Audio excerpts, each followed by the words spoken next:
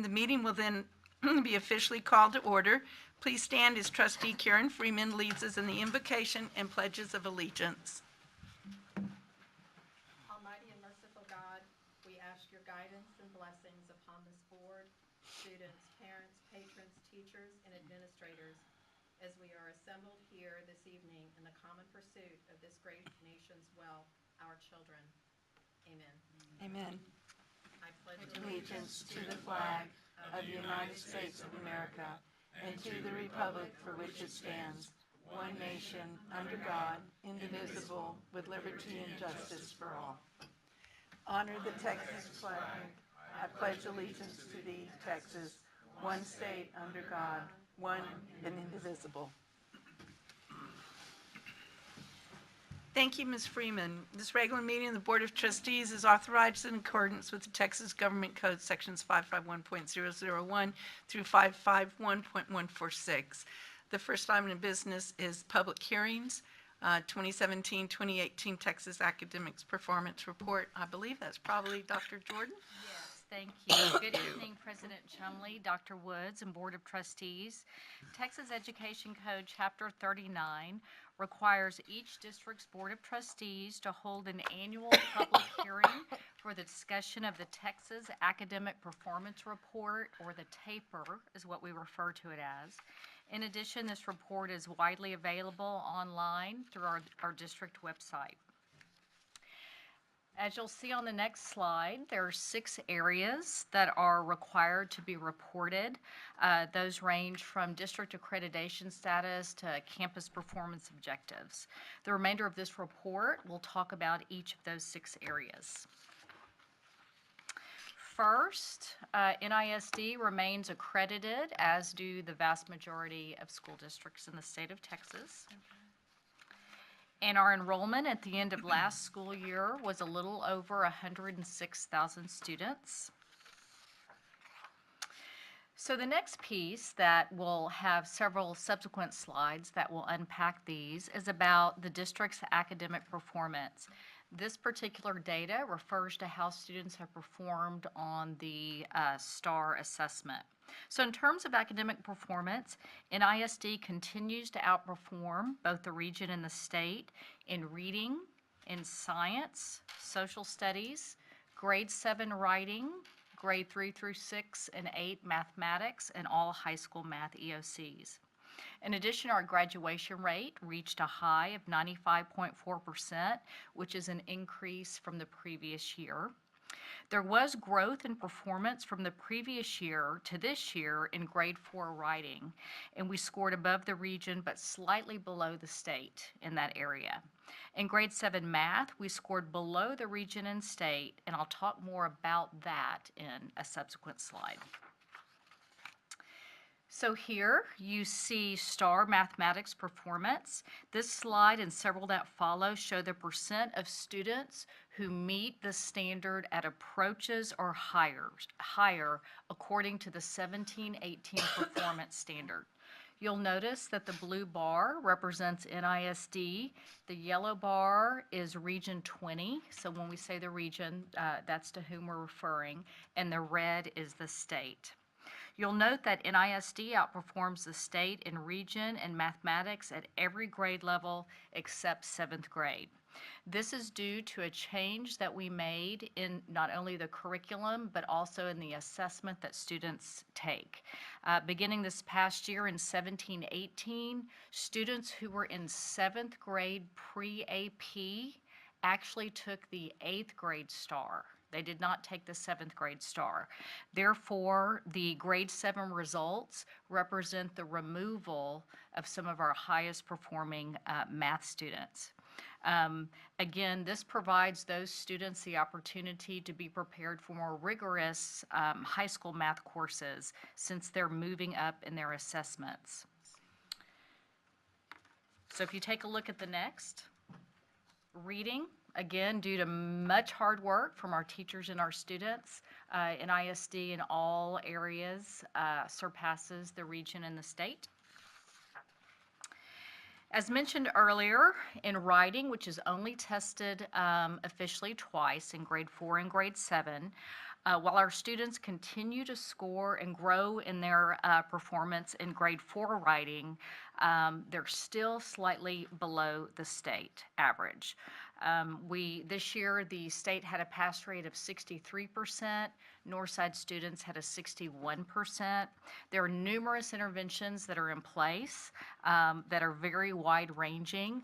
They include a complete curriculum rewrite, refreshed instructional materials, targeted professional learning.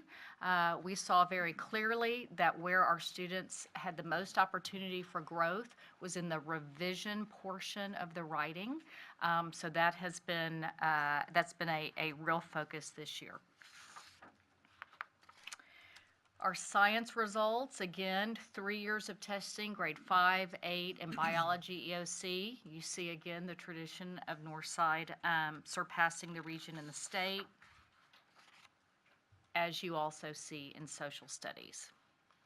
So to continue along the line of star comparison, this next slide shows what happens when you sum all of the grades together for all content, then all of the grades by individual content.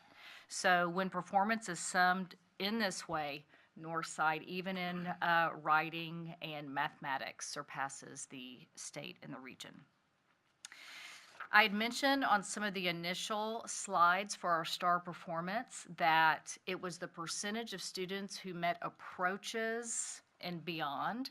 These next slides show different accountability standards. So this next slide shows the percentage of students who are at meets, which is a higher standard than approaches. Basically, think of meets as students being on grade level. So again, Northside outperforms the state and the region.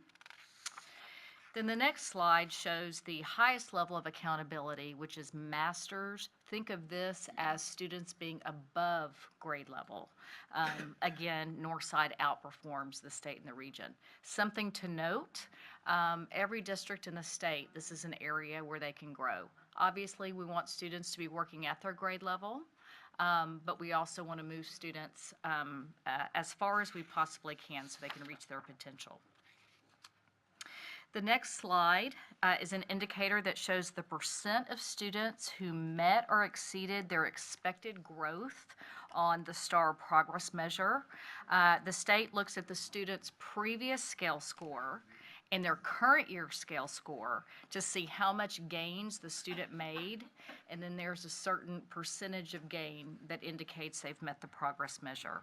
Northside continues to do well with this accountability domain.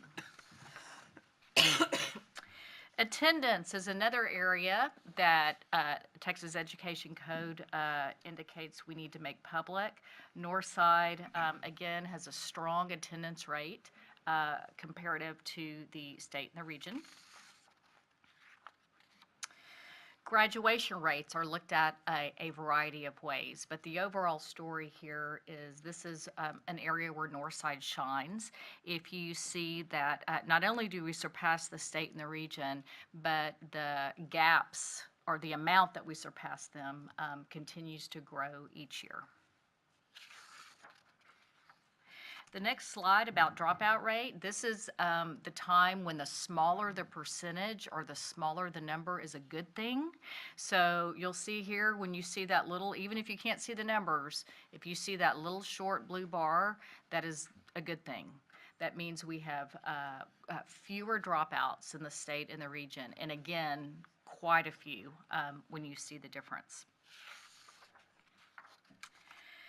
Advanced academics continue to be an important part of many of our students' program of study.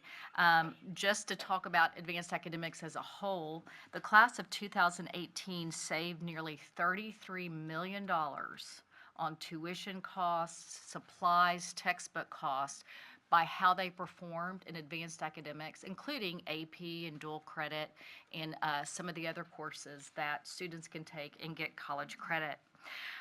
Here you see that more students in Northside participate in AP exams, meaning they sit for the exams in the state and the region. Also, the percentage of those students who score at or above the criterion which means that you get college credit, increased by nearly 5 percentage points. We're very proud of that because usually more students you have who test, the less their performance is. And so this shows that Northside is testing a lot of students, and many of those students are getting across the line. The next metric is college-ready graduates. This is the percentage of annual graduates that meet or exceed college-ready criteria that's been set up. That includes the TSIA, the SAT, the ACT. Those are all college-ready measures that are accepted at a state and a national level. Or they've completed and earned credit in a college prep English or math class, which is something that, that individual campuses teach. Here you see the SAT and ACT results for the district, state, and region. NISD has been holding a SAT school day where all of our juniors take the SAT during the day at their school. So you can imagine what a gift that is and how that increases the number of students who sit for that exam. So that has increased the participation rate greatly. The next set of data is provided by the Higher Education Coordinating Board, and it's a summary of performance of Northside ISD students following their high school graduation and their enrollment and grade point average in 2- and 4-year public universities in Texas only. So this data does not include any students who go to private universities or out-of-state universities. So it's not inclusive of all NISD graduates.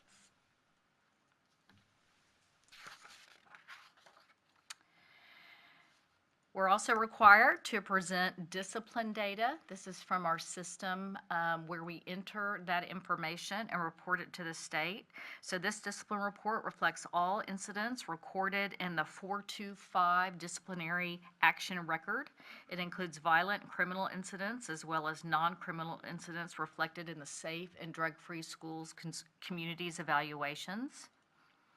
So you see it ranges from code of conduct, all the way to other infractions. And on the next page, it sums up the change from 2016-17 to 2017-18. Finally, is the PEIMS Financial Standard Report. Again, you see the total revenue in the general fund. And something to note here is you see the predominance of our monies come from local taxes. That's something that you might be hearing about in the news. There's a lot of conversation about that. And on the next page, you see expenditures by object. Like most districts, the majority of our expenditures go to payroll for our personnel, which ours is at 86.94. So at this point, I'm happy to answer any questions. Do any trustees have any questions?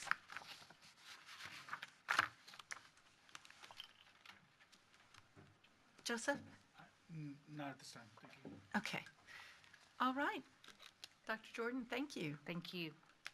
The next item of business on the agenda is the superintendent's report. Dr. Woods. Thank you, Ms. Chumley, members of the board. I put in my notes tonight I put legislative update : and then there's nothing that follows it in my notes. And so I've been debating, you know, how far do I go down that road? While we are not at all early in the session, there's little of concrete, really concrete progress to report. The Senate yesterday heard and passed out very quickly a bill that would mandate a significant raise in teacher pay. That's been quite a conversation on the Senate side. We're still waiting on bills in both the House and the Senate with regard to school finance itself. Haven't seen those yet, and so there'll be much more to say about that, but I think we'll defer maybe to a later meeting. I was kind of hoping that there would be more to talk about, honestly. I do want to make some comments about some visits to campuses that really stood out. I got an opportunity to go to Jones Middle School to their STEM Family Night. Jones is involved in a multi-year grant around STEM and really enjoyed with students and families the STEM activities that were provided that evening. I thought the campus, Michelle Wheat and her staff did a really fine job. As I sat down to think about this report tonight, I thought, we're making some good progress on lots of fronts. Tonight, we bring for the board's consideration a substantial pre-K expansion starting in the 1920 school year. Soon, we hope to bring a conversation around middle school magnet programming that I know some of you are particularly excited about, as am I. So feel good about some of that kind of progress. I want to thank Stevens Fine Arts Group, Stevens High School Fine Arts Group, as well as our district fine arts staff and our Council of PTAs for a really fantastic Founders Day celebration. I thought this year's celebration really stood out. I think all of us had a really fine time. It was a really nice event. Congratulations to academic decathlon students and coaches at Warren and Marshall High School for advancing to the state meet. Marshall actually had the second highest cumulative score in the entire state at the regional meet, so really fantastic achievement there. I was able to go to the state counseling conference, which was here in town a couple of weekends ago. 6 Northside schools were recognized with CREST, or Counseling Excellence Awards, so that was a really nice recognition. This week, just for trustees and anybody in the audience for that matter, if you haven't been to Special Olympics ever, you really owe it to yourself to go and get a sense of that. It's really, in many ways, some of the finest things that a public school is able to do. It really shows the power of the relationship between a student, a family, and school staff, and what that can do for students. So I would highly recommend that. And second to last on my list is to congratulate one of the members of our staff. I was able to go to the induction ceremony for Monica Falkenberry as the Texas School PR Association president for the state of Texas. So Monica, congratulations to you, and we really appreciate your work. It was a packed house, and Monica was extremely well received, and we're not only happy to have Monica in the state association, but certainly as a leader in our communications team here. And last on my list is I want to ask, we have some guests from the American Heart Association. I think Caitlin Cox is going to start us out tonight. So Caitlin, if you'll please come up. She's going to introduce another special guest. Thank you for having me. My name is Caitlin Cox. I'm with the American Heart Association. I'm thrilled to be with you this evening as we recognize an extraordinary gift that was so generously donated by Joris General Contractors and their fundraising efforts. And Mr. Joris himself has chosen to activate the funds they raised in this way, so we're very honored. Every hour in the U.S., approximately 38 people will have cardiac arrest outside of the hospital setting. 9 out of 10 of these individuals will not survive, often because bystanders do not know how to start CPR or are afraid they'll do something wrong. However, if life-saving CPR is performed, a victim's chance of survival can double or nearly triple. We at the American Heart Association believe that kids are one of the answers to saving more lives. For those of you who don't know, to date, lawmakers in 37 states, including Texas, are requiring students to be trained in CPR prior to high school graduation, creating over 2 million potential lifesavers each year. So I'd like to thank Mr. Gary Joris for helping us reach a whole new generation of lifesavers with this gift. And without further ado, I'll introduce Mr. Gary Joris. Dr. Folks and President Chumley and members of the school board, thank you for having us here during your school board meeting. As she said, I'm not wearing my contractor suit tonight. Mallory Otina is representing us since Jerry has given an update on the high school tonight. But I've been involved with the American Heart Association for probably 7 or 8 years and currently serve on its board. And we've been involved with a good number of fundraisers, as well as I've been chair of the American Heart Walk. And so Caitlin tells me when I've been a good boy and raised enough money, they let me give out some gifts. So we chose Northside School District to present 2 wonderful CPR kits and help train some of your students and hopefully help save some lives down the road. So thank you for the opportunity and enjoy them. Thank you you very very much. much. Thank you very much.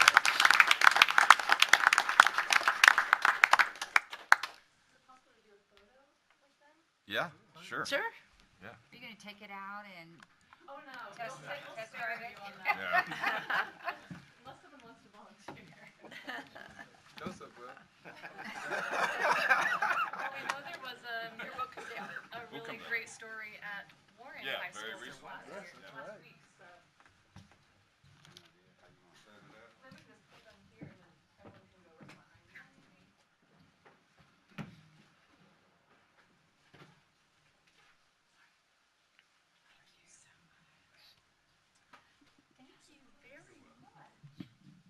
That's wonderful.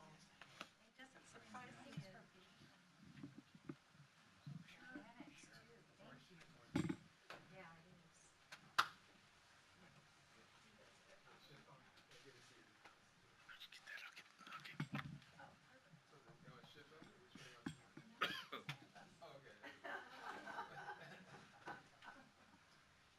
feel safe already.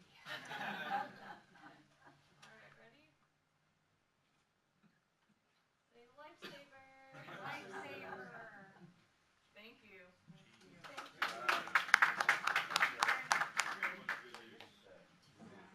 Interrupt you anymore. You're welcome to hang around. Thank you.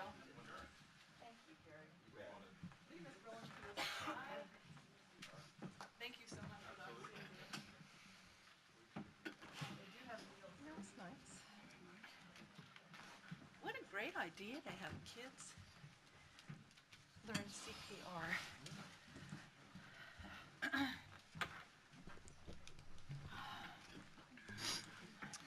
Dr. Woods, thank you. I got one more item. I'm sorry, Ms. Chumley.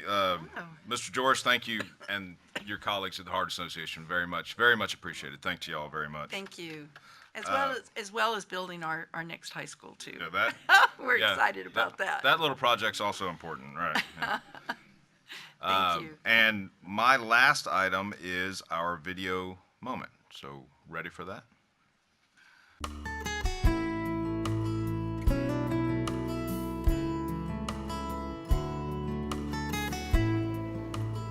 When you walk around Hector Garcia Middle School, you can't help but notice Martha Rivera. As a head custodians, we are involved in every single aspect of the school, so it's our job to be everywhere.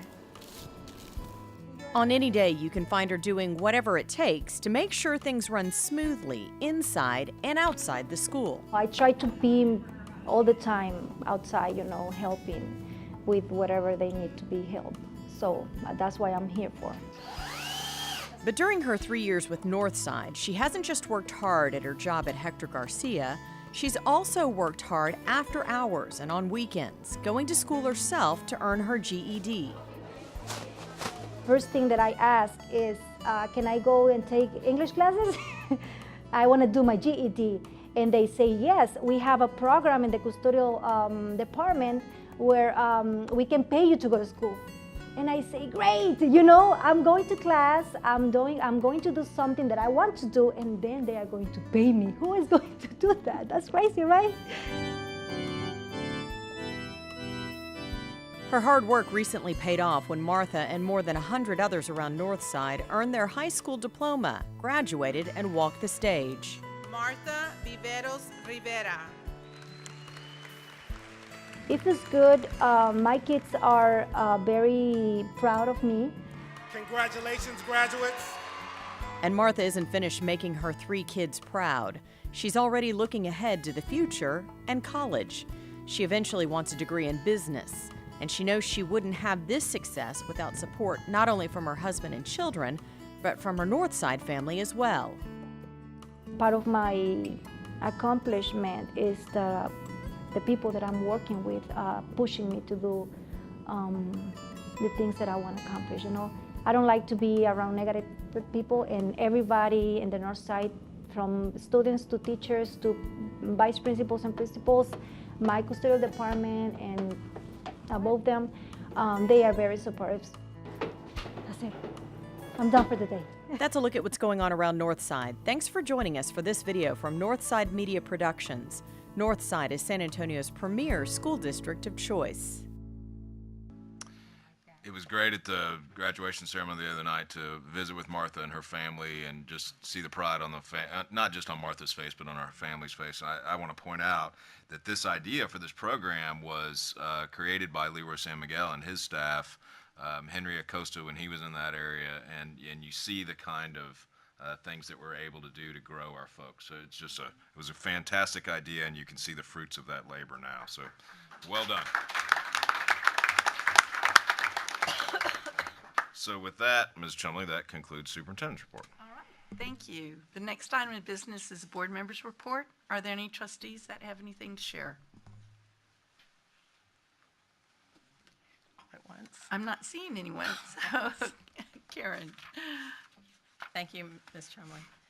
I had the opportunity to attend a media event at Rudder Middle School. Rudder is a school that benefits from a TEA grant that TCEA helped us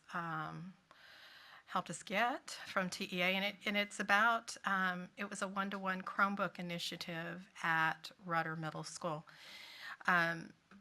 Most importantly, there were kids there with their Chromebooks, and they did a demonstration of an activity with Google Hangouts, a collaborative, and they were able to talk to kids in a remote location. So thank you to all who helped us get that grant for Rudder Middle School, and it certainly will provide us the opportunity to look at what's going on there and what we're able to do with Chromebooks, and maybe look at other schools at some point in time and other activities and what we can do. I see Jennifer Langford in the audience. Jennifer, congratulations on Library Palooza. That was just such a wonderful event. I was able to be where they interviewed the authors in the Brandeis Auditorium. And y'all, the Brandeis Auditorium was filled with kids on a Saturday morning to listen to authors talk about their books. It was interesting. There was an interview, again, with the authors, and one of the questions I remember was, what advice do you have for the students that are sitting here? And there was everything from anytime you have the opportunity to write to if you have the opportunity to choose between a cool thing and writing, do the cool thing. And talking about how experiences help them with their writing. There was also a question posed to the students that were in the audience about who in the audience would hope to be a writer someday, and there were several hands that went up. Anyway, it was a great event, and thank you to everybody who helped put that together. I know the kids really enjoyed that. We talked earlier, Dr. Woods talked earlier about the TASB Legislative Conference. Melissa and I were there with Naomi Miller as well, and I want to thank Naomi for her help. And after the Ledge Conference was over, we went to the Capitol and spoke to a couple of our legislators. And among people who spoke to us were Speaker Bonin, and that was interesting. He was fired up about some issues as he spoke to us. You know, he's a proponent of public education, Speaker of the House, and then Chairman Dan Huberty of the House Pub Ed Committee, and then Senator Larry Taylor was there too, of the Senate Education Committee, and they talked about what they anticipated coming up in the legislative session. I thought one of the big takeaways I had today was that the legislatures, and I know that we have some teachers here, the legislatures paid attention this time, that because we had so many teachers that voted. And they're very conscious of the number of teachers who voted in that last legislative election. So I think that's a credit to our educators across the state of Texas and their involvement. And I know that they've made a difference, and hopefully we'll hear some good things that Dr. Woods come out of this legislative session. We've got our fingers crossed, right, Dr. Woods?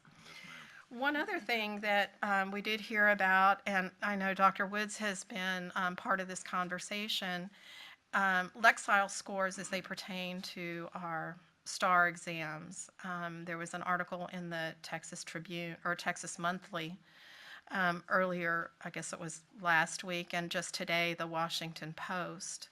So I think we're going to be hearing more about Lexile scores as they relate to STAR exams. It appears there's certainly some research out there that suggests that our students are being tested to a higher grade level than the STAR test that they're given. And so thank you, Dr. Woods, for your involvement in that conversation. And that's it, Ms. Chumley. All right, thank you. All right, Mr. Medina. Thank you, Ms. Chumley. So I also want to just piggyback regarding, I'll continue with our video, the mid-year graduations. Those were not only a testament to those that were their perseverance to continue to grow in their learning, but also to make it through and earn their diploma. As well, the Reddick Center, or Nellie Reddick Center, had their transitional ceremony at the NAC auditorium, and I wanted to thank the NAC Center, and as well as Ms. Fields, the principal there at the Nellie Reddicks, and the families that have built those relationships over the time with their staff, and seeing their children succeed, and what an achievement. As well, and I know I may be overlapping with Mr. Blount because we're crossing paths over the weekend on Friday and Saturday with Science Bowl, but we had middle schools all throughout from the district competing, and it was really interesting to see where the kids were enthusiastic and the way they plan and prepare to compete at that level. The science questions that they had, I don't believe I can answer any of those questions, but it was, the complexity was far beyond expected, and it was a wonderful night for a Friday evening where you had middle schoolers enjoying their time together in their academics, and I'll move on to Library Palooza. Ms. Langford, what a wonderful weekend. What a wonderful weekend for Northside ISD. What a wonderful weekend for our students, our librarians. The authors really shared true insight of not only the appreciation of reading, but also writing. And it will definitely transfer over to the classroom and moving forward. And so I'll end with that note. Thank you. All right, Mr. Blunt. That's a good follow-up to Trustee Medina. That was that was our 16th annual Department of Energy National Regional Science Bowl competition that we had. And actually, Friday night, yeah, we finished about, I don't know, 10:30 or 11. Then we got up Saturday morning around 6 so we could start the high school part of it. It was a great competition, without a doubt. Really want to thank Dr. Jordan, your middle and high school science staff. I mean, this is extra for them per se, and they just put in, you have no idea how many hours. And it includes public, private, charter schools throughout this San Antonio area. So it really was a great event. The news y'all waiting for, Brandeis finished second in the high school. It was a really good competition between them and Reagan. Although we're on the media, I gotta be careful. Reagan has a has this really whiz kid that they've won the last 2 years, but I heard he's a senior, so we'll be up there next year.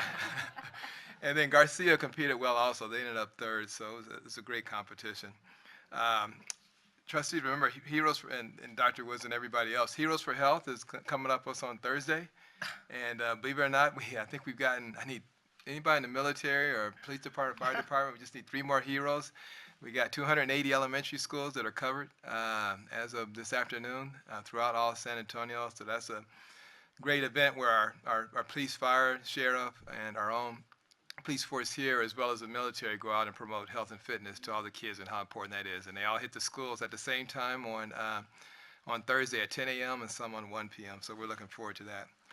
And the last one I had, was very honored to, and I know Katie also had the opportunity to attend the special event that Warren High School had for the 65th year of the Board versus Brown versus Board of Education. I thought it was interesting, not only because it really got the message across to the students that although you hear Brown versus Board, there's a reason why that name was used, but most don't realize there's actually 5 cases that were involved in that particular case. And actually, when you look back, there was a lot more than that. So having that, and we had a very special daughter of one of the named plaintiffs who were also, who actually led the presentation itself. Dr. Cheryl Brown Henderson from the Brown Foundation was the one that introduced us to her. And they made a very special gift also. And this is what they're providing from the Brown Foundation to the Northside District. And it's Brown versus Board of Education, 50 years later, pass it on. And this was on May 17, 2004, but they wanted us to have this because of the special ceremony at Warren. So that was great to see. That's nice. And also as a part, and I'm sure Patty can relate to that. And also something else we're able to do at that, we were able to also announce and surprise the campus leader, also there, Valerie Sisk. She was selected as the Texas Caucus of Black School Board Members Administrator of the Year. So we surprised her and also gave her that news. So that was very touching and very special also. Bobby, before you finish, I know that you were also looking to see if trustees could attend an event, or there's also that other event that you had told me about, that there's going to be trustees from all of the school districts. Did you want to tell the board about that as well? Yeah, it actually relates to, there's 2 things going on. One is a part of Heroes for Health. And what we're trying to do is Southside Gallardo Elementary has been selected as a focal point this year. The other thing we want to do is to identify that Bexar County School Board Coalition trustees are the ones that started Heroes for Health. So one of the news channels is actually going to carry a special segment, not only about the fact that trustees are bringing these type of events and heroes out, but also showcase that event. So we're trying to get as many trustees as we can down at 10 a.m. down at Gallardo Elementary. I'm sorry, my accent. I'm sorry, I'm slipping. Thank you. Thank you.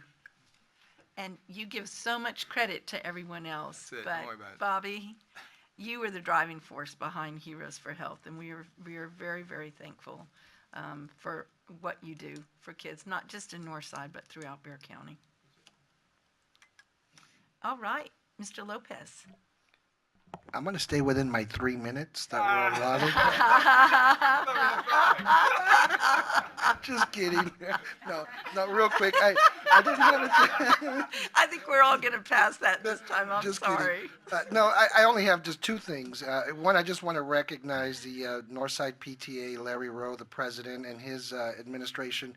They did a great job in bringing together all the PTAs from all our campuses and awarding each campus that participated, that increased their participation within those campuses. And they really do a great job for Northside in advocating for what we believe in, and then just really trying to create the participation among their own campuses and communities. So, just giving Larry Rowe a big shout out on that. And I have to say, I was very impressed with the entertainment that they had.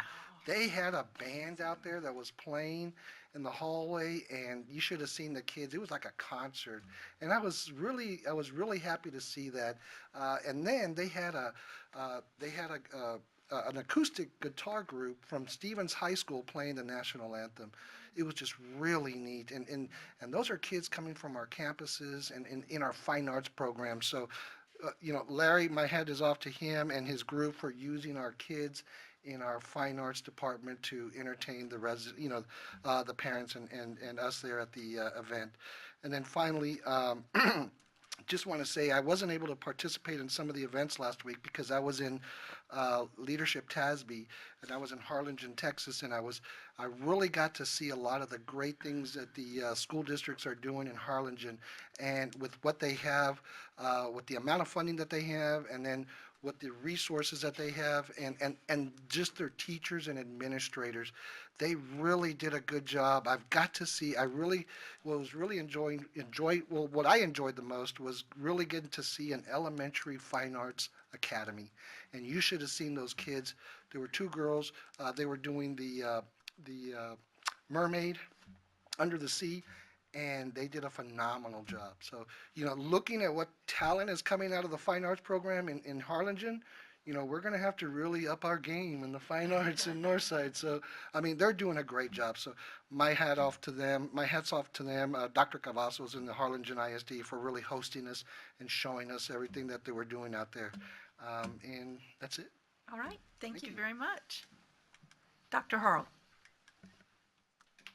Thank you, Madam President. I wanted to thank, I think from several of us, the Jack Jordan faculty and staff for and the students and families for hosting such an incredible 25th anniversary.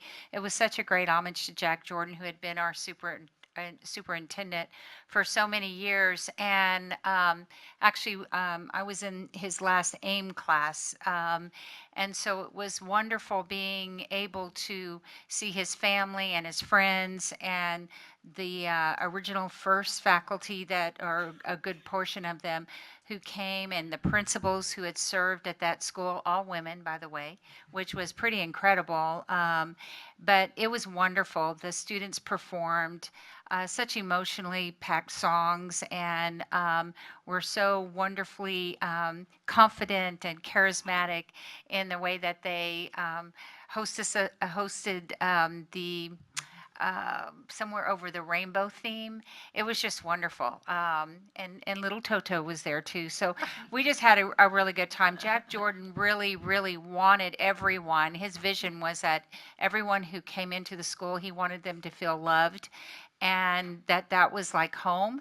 And so the theme fit it, but it really, he would have just been so proud to see and feel and hear about all the great things that are going on and have been going on and will continue to go on at Jack Jordan Middle School. Again, Library Palooza. I had about 4 things to go that day, and so my grandson was saying, so where are we going to go first? And I said, well, we're going to go to a Library Palooza. Well, what's a palooza? So I had to look it up, right? And I had a picture in my head of what a palooza was, but it means it's an exaggerated event, and it really fits that. It is exaggerated. Any description of what that was, I think, Karen, you did such a great job, would limit the possibilities of what kids got to do. And the fact that they got to talk to their rock star authors. I mean, to see these authors as rock stars in many of the kids' lives, it just blew us away. And again, how confident and comfortable and proud our kids were made us all feel proud. So thank you again. On the 18th, when most of you probably were staying at home for President's Day, Northside hosted Dr. Bruce Perry, who is an educator, a researcher, a neuroscientist, in his own mind, I think he would say, but definitely a behavioral specialist on trauma, trauma-informed, and other kind of emotional experiences and conditions children and adults have. And he was fascinating. We laughed. I think there were tears, but really the biology of the brain and what children go through when they live in trauma or experience trauma in their lives, and implications for educators and caretakers. And so we had our partners there, CIS, Communities in Schools, Children's Shelter, hundreds of counselors and educators. I think all of John Marshall came. It was fantastic. And I want to say there were thousands, but I'll stick with hundreds. Oh, Do you there think were thousands? over 1,000. Okay. Yes. I never win counting the jelly beans in the jar either, but the whole gym was filled.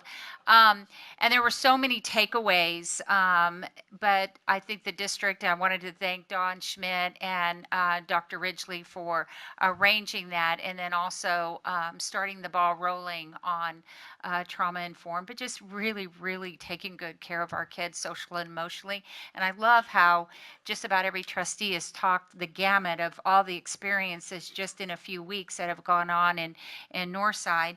And I wanted to end with just a couple more, and I'm trying to stay under 3 minutes, but ag mechanics was bigger and better than ever before. This is its third year. You're shaking your head. Third year, okay. And O'Connor entered this year. They had two entries, and they were both rotisseries that were like magnificent. If I say rotisserie, you're going to think of something really small, but these were huge. They were incredible. The kids, the marketing skills they had in talking about what it could do. Just blew me away the way they looked. Mr. Chumley was probably so proud. One of them went for $11,000 in the auction, which the money goes back to the program to help for trips and other learning experiences. But the entire barn and then the back behind the barn was filled. So it started out small, maybe half of a barn, and now it's just flowing. So next year, and Clark entered too. Clark won actually last year for the most money raised for their project, but it was fantastic. So hats off to that program as well. And I know Juris plays a large role in sponsoring and supporting our kids throughout the state of Texas. And then Special Olympics, you already said that, but if you just want your heart to sing, go to any day this week. I think middle school is Thursday. That's when I'm going to go, but we'll keep the rain away for just this week, and then it can start up again this weekend. So thank you very much. Thank you. Okay, it's always hard to go last, but I want to share a couple of things that I'm going to say ditto to everything that you said about Larry Rowe and Founders Day, and you as well. Performances were great. So yesterday was PTA rally at the Capitol. And so piggybacking on that about President Larry Rowe of PTA Council. So he organized, and then I want to thank Blanca Heeman. Blanca Heeman at Beard Elementary. She really worked with her PTA, and Beard had a great contingency there of parents, and talking to Naomi Miller, our governmental relations director, she said that the parents did an outstanding job meeting with the legislators, that she really just sat back and that they were very articulate and really, discussed their concerns as parents. And so I just want to shout out to Beard Elementary for doing that. I appreciate that hard work, and for those parents taking a full day to go and do that. So Dr. Wood stole my thunder, Monica, of being able to tell you congratulations for being elected president of TSPRA. That is just outstanding, and it just goes to show what an amazing public relations group we have within Northside. And the other thing I want is, I don't think there's been any other school district that has actually had two presidents of TSPRA. Bonnie was as well? I did not know that. So I just think that that's really a testament to Northside and to the work that you do. Thank you so much for doing that. Someone had a very special birthday, and although Mr. Perez did not add the happy birthday because you were probably too worried about what someone would say. Because we need a new director. I told him I would take full responsibility of it. Anyway, Dr. Wood celebrated his 50th birthday while he was in Los Angeles for the National Superintendent of the Year. So I just want to tell you, congratulations. You look wonderful. Yeah. You're getting better with better. I only look 67. Yeah. I'm great. Anyway, happy birthday, Thank you. Brian. So it was a great, great stock show week for O'Connor High School's FFA. And so what Dr. Hall was talking about is that at the San Antonio Livestock Exposition, they have an AgMech program. And kids can enter individually, or the FFA program can enter as a group. And so what's really exciting about that, and then the group projects are judged, and then they're selected for the sale.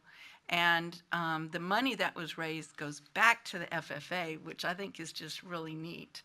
And I appreciate, Carol, your nice words about all of that. And then the other exciting thing that happened is that we had a student, George Burkholder, who had the Grand Champion Turkey at the San Antonio Livestock Show. And he earned at the sale $22,000 for his turkey and a $10,000 scholarship. So whoever says that the FFA program is not a scholarship program, truthfully does not know what they're talking about, because this young man just earned $32,000 for his college. And then we had Kaylee Martinez, who was Reserve Grand Champion Chickens at sale, and she sold for $17,000 for a pen of 3 chickens. Wow. Anyway, I just wanted to do a shout out to them because those kids did a really good job. It's extremely hard to place at a major stock show, and for them to win Grand and Reserve is just really a testament to a lot of work on their part. And for those of you that don't know, with chickens, you have to get up every 3 hours and stir them to make them move so that they will eat. So those kids, Callie was getting up every 3 hours. It's worse than having a baby. Not even sure if that's, sure that's worth $17,000. To stir chickens to get them to move so that they will eat. It's 9 weeks for Gerlach, so 12 weeks. Yeah. That is incredible. Yeah, it really is. And the other thing is I wanted to thank Naomi Miller for working with us today when we went to visit our legislators at the legislative conference. She is just really doing a good job, Dr. Woods, so thank you, because she really has been, I think, a true assistance to us. I'm glad to see that AFT is here, because there's some things that y'all really need to stay on top of, because there is lots of discussion about teacher performance pay, and you need to be on top of this in relation to what they are talking about and requirements in relation to teachers. The other thing is that we really need to encourage any parents that are here. We need you to ask questions of our commissioner and of our legislators as to the validity of STAR. Because there was the article with Texas Monthly, there's the article that just came out with the Washington Post, and there's an article coming out with the New York Times with Dr. Woods. If STARS is not a valid test, think about all of the things that impacts. A through F, that impacts children being able to be promoted. I mean, this is a really serious concern, and I'm mad about it. And I hope that parents and teachers will be mad as well and start asking, because this was brought to the commissioner's attention in 2012 and in 2016, and they have failed to address this. Instead, there's some comment about, well, there's some algorithm that justifies that it is valid. Well, if you can't explain it, then it is not transparent enough for you to be able to say that our kids' promotion and success is based on it. I am really angry about this, and I need everyone else to be angry about it as well. We will. And then I wanted to add just one thing. We met with Leo Pacheco, who is a freshman state representative, and out of everyone that we have talked to about the concerns with the rapid expansion of charter schools and taxpayers' funding to education system, he gets it. And he actually has sponsored a bill in relation to charters. And I think that we all need to really make sure and follow it and support it. But I was just amazed, and I don't understand how everyone else in the legislature does not understand this, what it is doing to our taxpayers, but he truly does get it. And then the other, we also met with Senator Menendez, Jose Menendez, who is just such a strong proponent of public ed, of public ISDs, and we are very fortunate to have him. And John, I wanted to tell you that we did discuss the bill that ACG has in relation to some of the things that have happened in the Valley and are happening in Bexar County. And so I think that he's very on board with that, as are we as well. And I did want to let you know that Katie is not here today because she is on a wonderful trip with her husband, but she did send her wishes. That ends the board remarks. And I know it's a lot, guys, but it's nice to know what everyone is doing with our fellow trustees. So the next item of business on the agenda is the consent agenda. Is there a motion to come before the board? Well, first off, do any trustees have anything that they want pulled from the consent agenda? All right, is there a motion to come for the board? Dr. Harrell. I move that we approve the consent agenda as is. All right, is there a second? Second. It's been moved and seconded that we approve the consent agenda. Are there any questions or comments? Seeing none, all those in favor, please signify by saying aye. Aye. All those opposed, the ayes have it, and the motion carries. The next item of business on the agenda is citizens to be heard.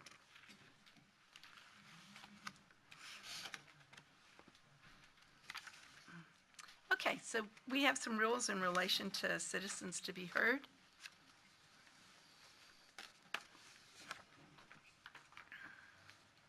We believe citizens to be heard is important and meaningful, and we will listen to what you have to say. We value your opinions, although we are restrained by law from taking any action. Please use the podium, address your remarks to the board, confine your remarks to a Northside policy or practice, limit your remarks to 3 minutes. At 2 minutes, the board secretary will hold up the yellow card. At 3 minutes, the board secretary will hold up the red card. We ask that you wrap up your remarks at that point. Do not make personal attacks on individuals, and we ask the audience to please refrain from applause or any negative response. Thank you. Mr. Lopez? Kaylee Lardigue.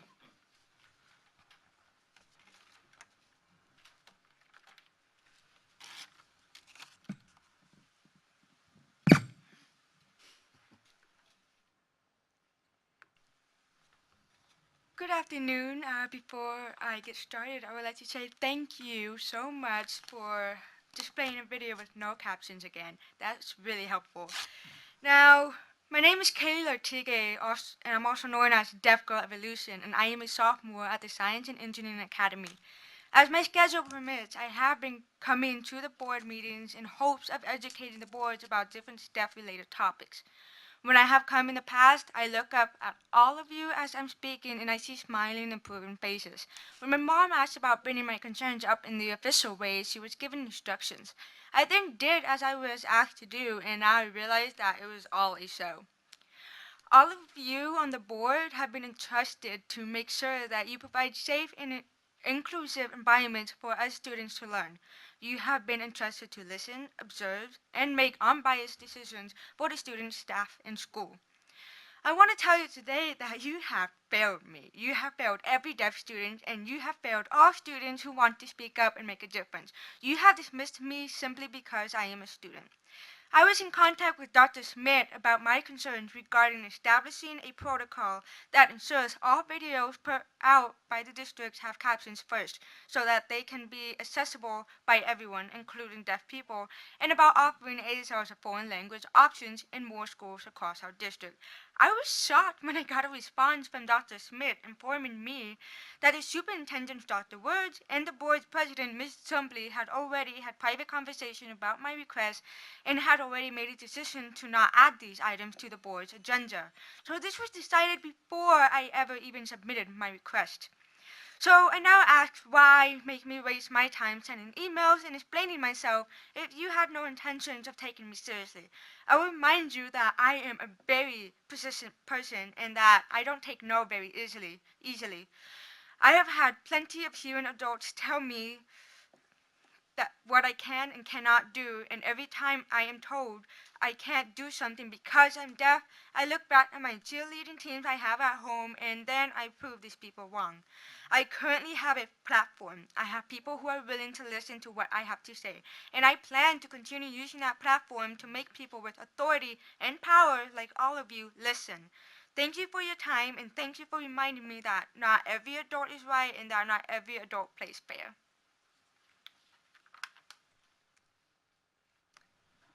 Mr. Lopez? Sharon Michael Chadwell.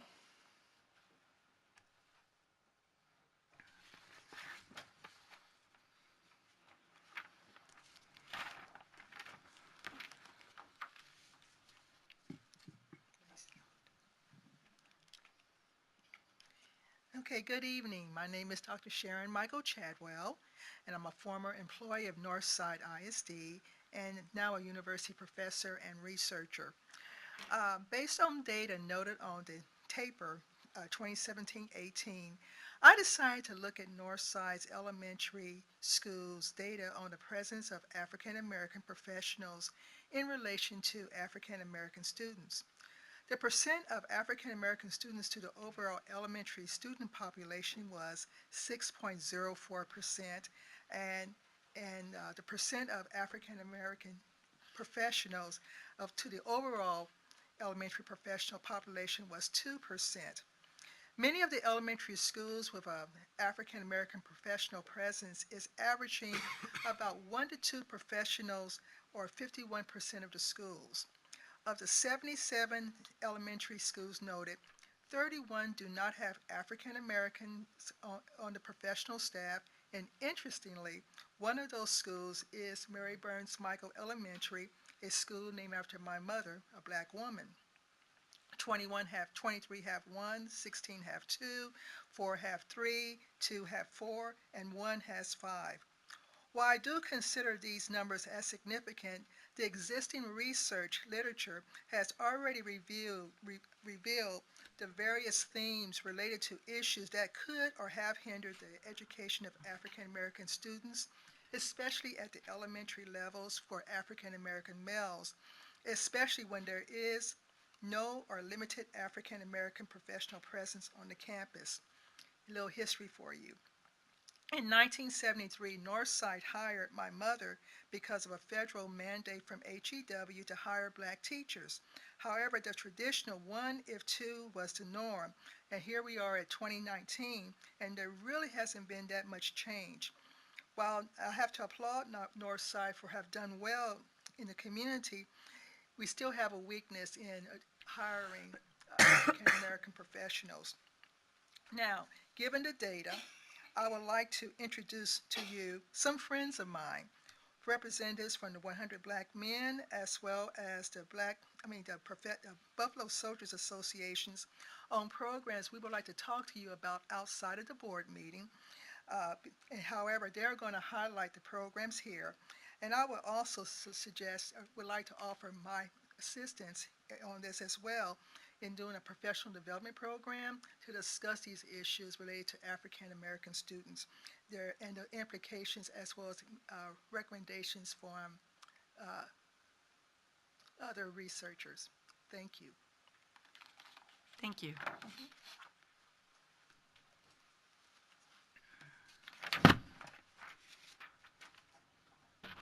Ivory M. Freeman.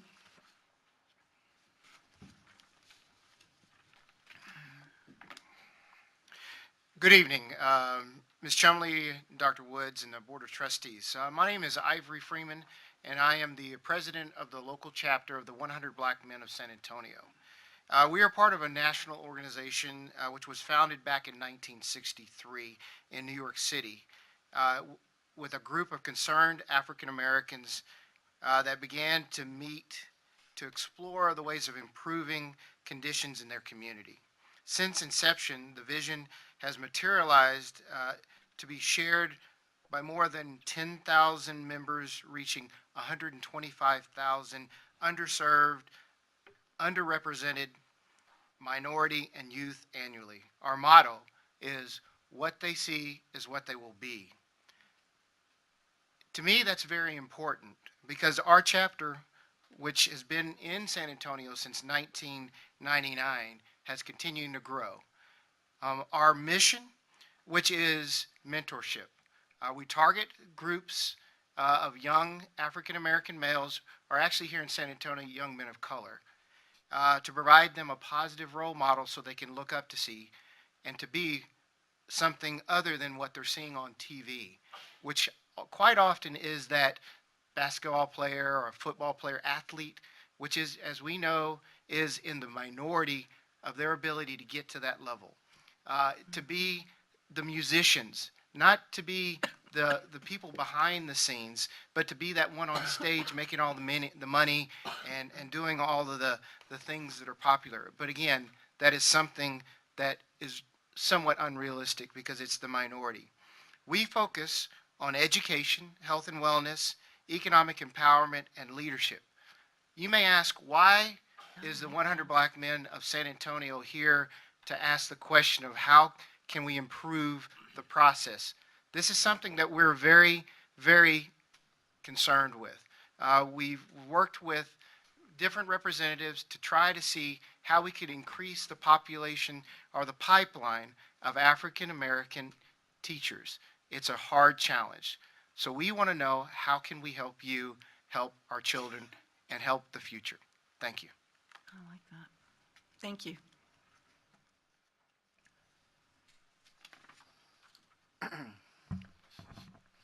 Twain Austin.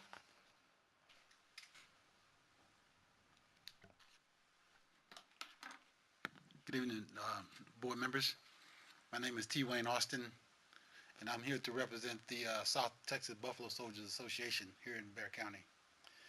And our group, basically what we do is that we do a visual presentation, a visual history presentation of the Buffalo Soldiers. And last week we had the honor of being the guest at Fisher Elementary, Mary Fisher Elementary School, where we went out, we did a presentation to 120 fifth graders. And it was just an awesome experience. The students, we walked in with the uniforms, dressed the part of the Buffalo Soldiers, so we captured their attention with the visual image. And the students were very polite, very engaging. And during the presentation, if you know, speaking to fifth graders for about 30 minutes is quite a challenge. So we spoke about 30 minutes, and then we gave them a little quiz at the end. And to our surprise, of the 120, we had 44 of them score perfect score. About 30 just missed one. Only 7 students scored 7, missed 60 or less on the quiz.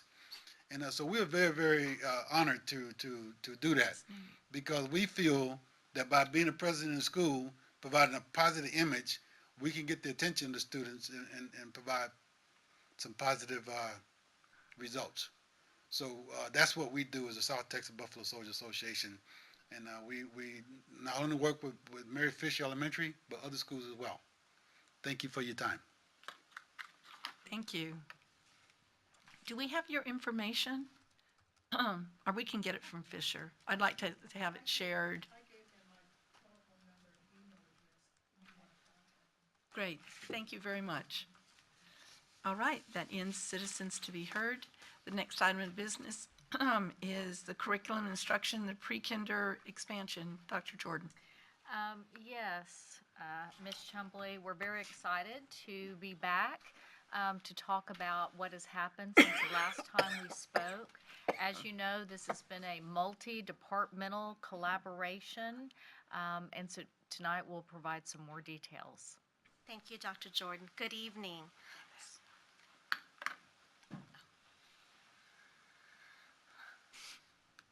my pleasure to be here with you. We want to recap our presentation from our last meeting where we talked about next steps in our pre-K proposal for expansion. So here we are today. And we are bringing you a more accurate budget of what it will look like for this expansion. We have a request later today, this evening, for board approval of Budget Amendment 2 and Growth and Improvement packages. Pending your approval, this evening, we will communicate our pre-K plan expansion to principals and begin marketing to our community, as well as beginning the pre-registration and registration process. We had some great questions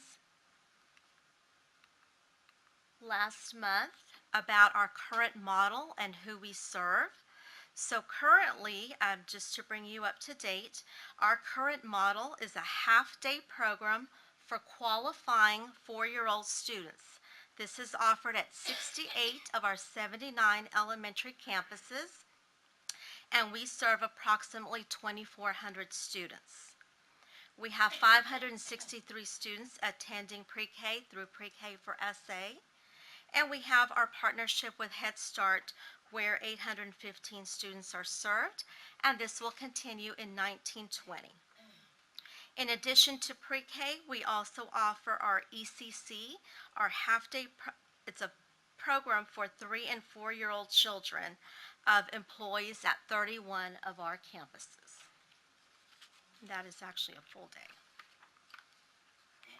So our proposed model shared last month is to offer full-day pre-K for qualifying 4-year-old students eligible for pre-K, including PPCD. And on the next slide, we'll talk about what are those eligibility requirements.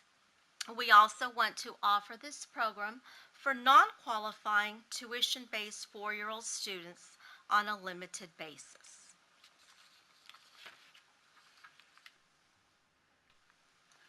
What is a qualifying student? What makes a student eligible for pre-K?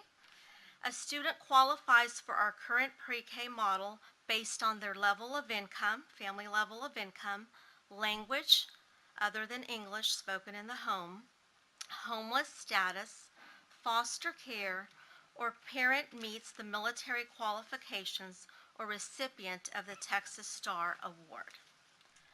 The Texas Star Award is an award given by the state annually for firefighters, peace officers, first responders for displaying acts of heroism and courage. Non-qualifying students, as per your conversations last month that we met, we are wanting to offer a reduced rate of tuition, which is $3,550 for the pre-K program, for families who just miss the eligibility requirements based on their income. This would provide more access to more students. A full tuition rate would be $5,550. We would like to propose a designated number of slots, approximately 250 tuition-based slots at this time, and then we will assess and see where we are with that number. Patty, before you move on, just a couple of comments on this slide. So one of the, I think you'll remember when we came to the board in January, we weren't at that time thinking about kind of a tiered tuition system, and based on the conversation we had that night, we went back and looked at that and think that that is a good idea, and we think that we can make that work. The other comment is that because we haven't done this before, we really don't know what the demand is going to be for tuition-based slots. And so we think we can guarantee a minimum number. But then part of what we're doing here is we're testing demand, right? We're testing how many folks are really interested in this. If indeed we have more folks interested in those tuition-based spots, we'll look to try to accommodate them by opening additional rooms. But this is what we'll market on at this time. Yes, thank you, Dr. Woods. For both qualifying and non-qualifying students, we will have the option of an extended day after-school care program through our Learning Tree until 6:30, which will benefit working families. The extended day option will be free for qualifying families and will be an additional fee for tuition-based families. The investment in our children is as follows.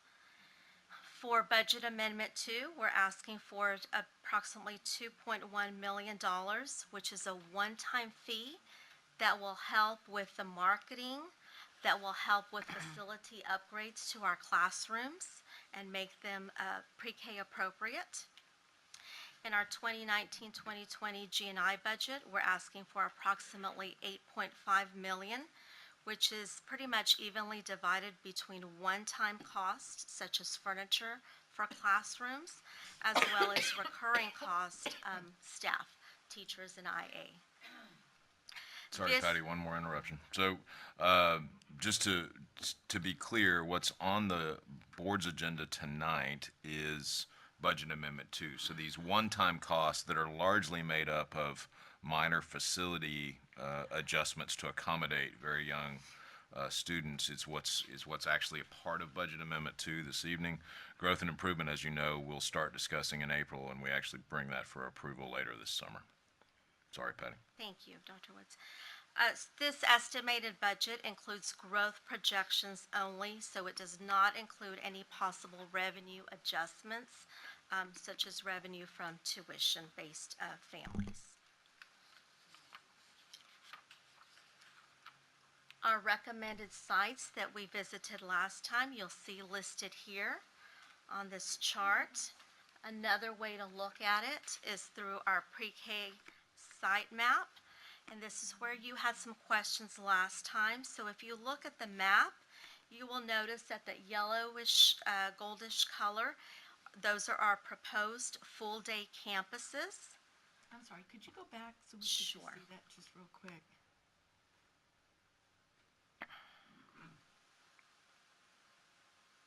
Okay, thank you. Sure. The green items that are marked are currently 5 campuses that currently offer full day through pre-K for SA grant funded. The red are 11 campuses that currently do not offer pre-K. The unmarked campuses, which are 35 of them, those will remain as half-day programs.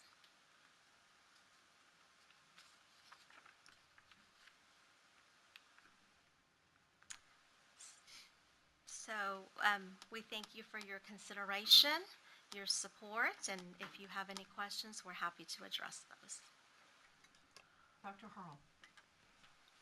Patty, back on the site map again, the gray elementary schools or the schools that are in gray, all of them currently have a pre-K program, although it's half-day. And they will, our proposal is for them to remain half-day. Half-day. Yes. Okay. That is correct. So if we are finding that there is a greater need, we will come back and visit perhaps one of these other gray schools. Yeah, I think what we're trying to accomplish is a significant expansion to full day, but also something that stays in a budget number that we think is sustainable long term. So we will have to test, as I said earlier, we will have to test demand and try to accommodate that as best we can. What we tried to do in the schools where we offered pre-K is clearly, as you can see on this map, to offer them inside 1604, as that's where the bulk of those students and families who will qualify are. Clearly, it's not where all of those families are, right? Those families are spread to some degree throughout the school district, but we had to have a place to start, and so we wanted to start where we thought we had the greatest need and qualification. But there will be some monitoring and adjusting of this as we go through the summer. We know what our demand is, and even into the early part of next school year.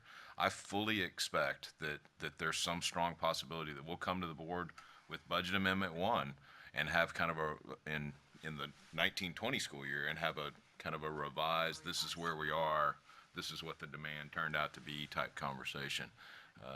But we had to have a starting point. And I had one other question real quick. And I can't recall if I asked this question. If I did, I don't remember the answer, so I apologize. But these will all be English. None of them would be dual language or 90-10 or any version of that. They're all in English. That is correct. Dual language at this time will not be offered in pre-K. Okay. But we're It is thinking. something we've we're talking about. discussed, but Okay. we feel like we've bitten off just about as much as we can chew here. The bilingual campuses will continue. We'll still have that, right, for gotcha. Thanks. Sure. Ms. Freeman? Question, in our pre-K classes, what is the staff-to-student ratio?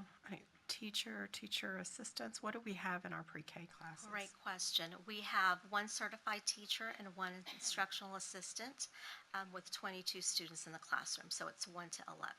So there's still the 22 Correct. cap, if you will. That's an us-imposed rule. There's not a state requirement on that. That's just something we impose.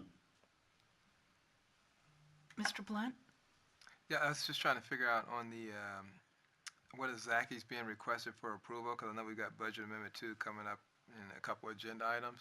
And I know it says recommended sites, but I don't know if you want us to lock in that for a second. Yeah, can you let us know it's the concept or what? Yes, Bobby, you're exactly right. What we thought we'd do is bring the concept for approval, and then obviously prior to seeking approval on Budget Amendment 2, which does include some of these funding related to this program. Then it's okay, I'll move approval. Certainly. There's still some questions out there, but absolutely. So it's been moved and seconded that we approve the pre-kindergarten expansion. So we have the motion before us. There's still questions. No, that's right, because I have some too, Gerald, so if you have some. Yeah, I just wanted to capture it while you describe No, the I concept. appreciate it, Bobby. Did you have anything else? No, that's it. Thank you. That's Okay, it. Gerald? You know, and we're talking about the expansion of the program, and, you know, and a part of that, can you kind of give me a little quick summary of what the expansion would look like from a facility perspective? Just kind of give us an idea. Nothing too in-depth. but just Yeah, sure. So the vast majority of the facility work is in our bathrooms to make the fixtures appropriate for students that young. That's the vast majority of that work. Right. Okay. Thank you. Oh, Leroy, thank you. I'm sorry, I'm just getting sick. Okay, so I just had a couple. So if we approve this with the dollar figure of the growth and improvement, are we, I mean, I'm uncomfortable having that piece of it in here because the estimated budget so are we saying that that's what you're anticipating you're going to bring to us on that 2019-2020 growth and improvement, Brian? We're still working on, I think, what that'll finally be, but we wanted to bring an estimate of what we thought the growth and improvement cost could be. As Patty has on her slide, we haven't factored in any kind of revenue adjustment into this. We're just kind of trying to present kind of a worst-case scenario from a budget standpoint. And again, this is an estimate because we haven't yet tested the demand for full-day pre-K. Okay, so I think as long as we all understand that approval of this expansion does not include that piece of it. That does not include the estimated budget, it just, because that will come to us later, because we could be over that 8, or we could be under. Absolutely.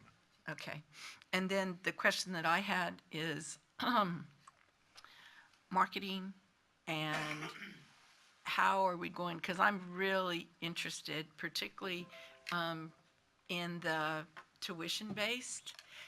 I think if we market it correctly, that we could have a great impact we could have a lot of parents that would be interested in having the pre-K with us and paying full tuition versus daycare, which then could offset what our additional cost is to provide for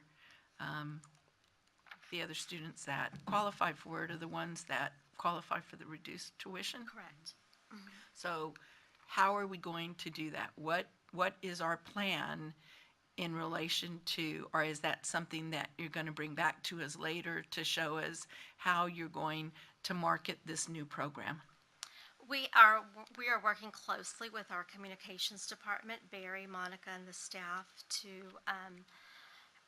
through social media, through our website, through, we have a district hotline, where hopefully we'll work with a KSAT digital media group also that we're talking to about just marketing exposure through commercials, through, what else, Monica?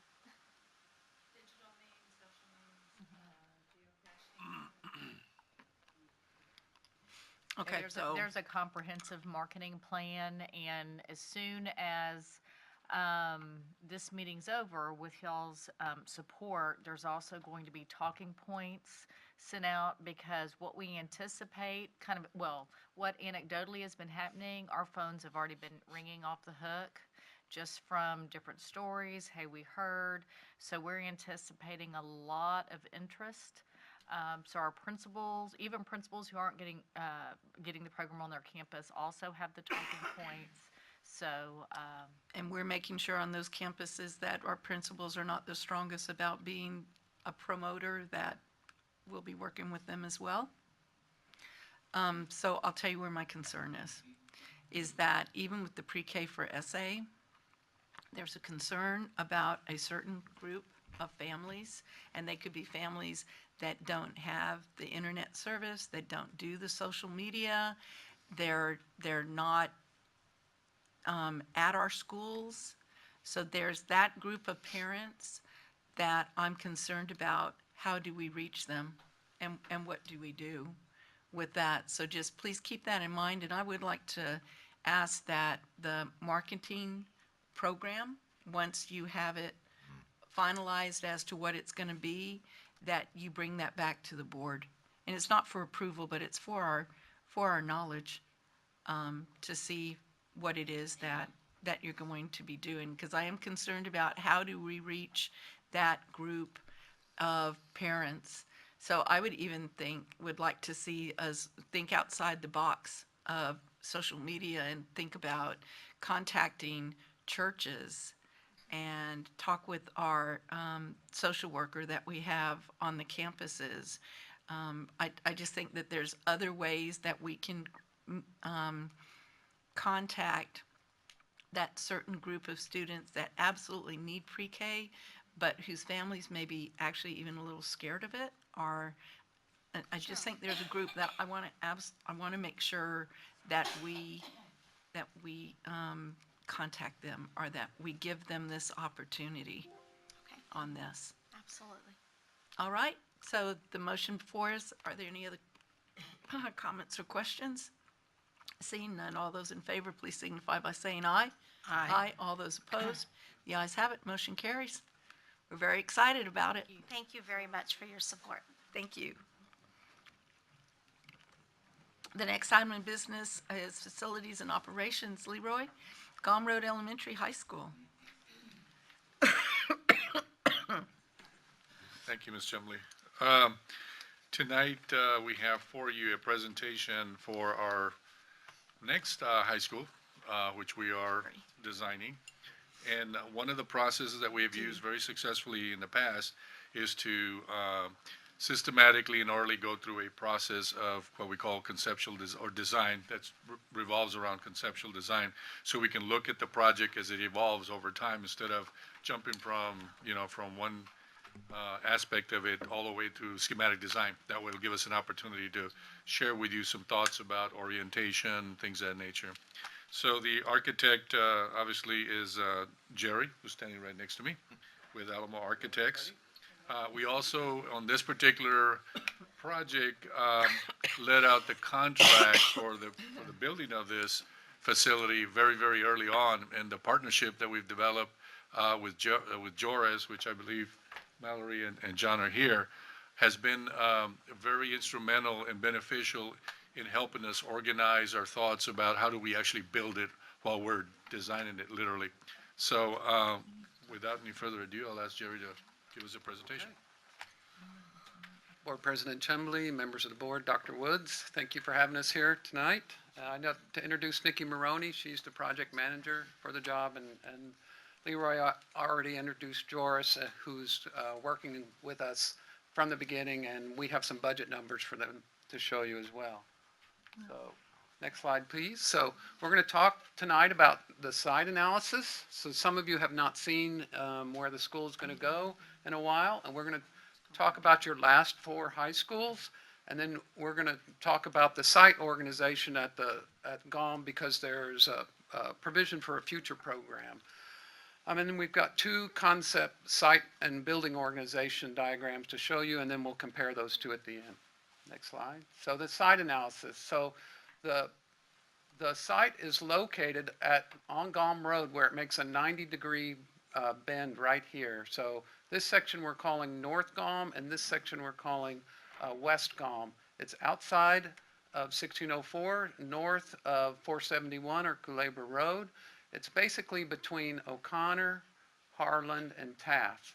It's roughly about 2 miles from Harlan and about 4.5 miles from O'Connor.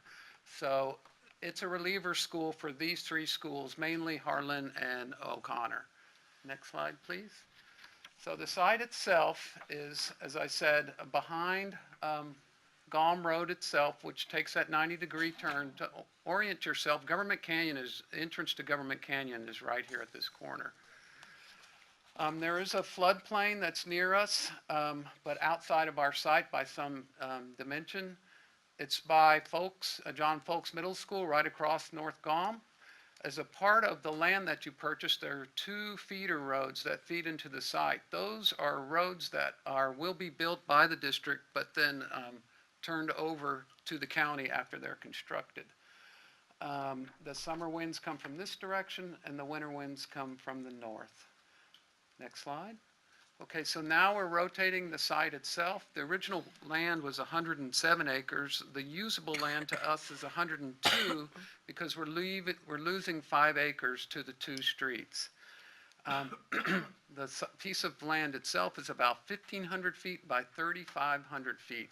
So as I said, 102 acres.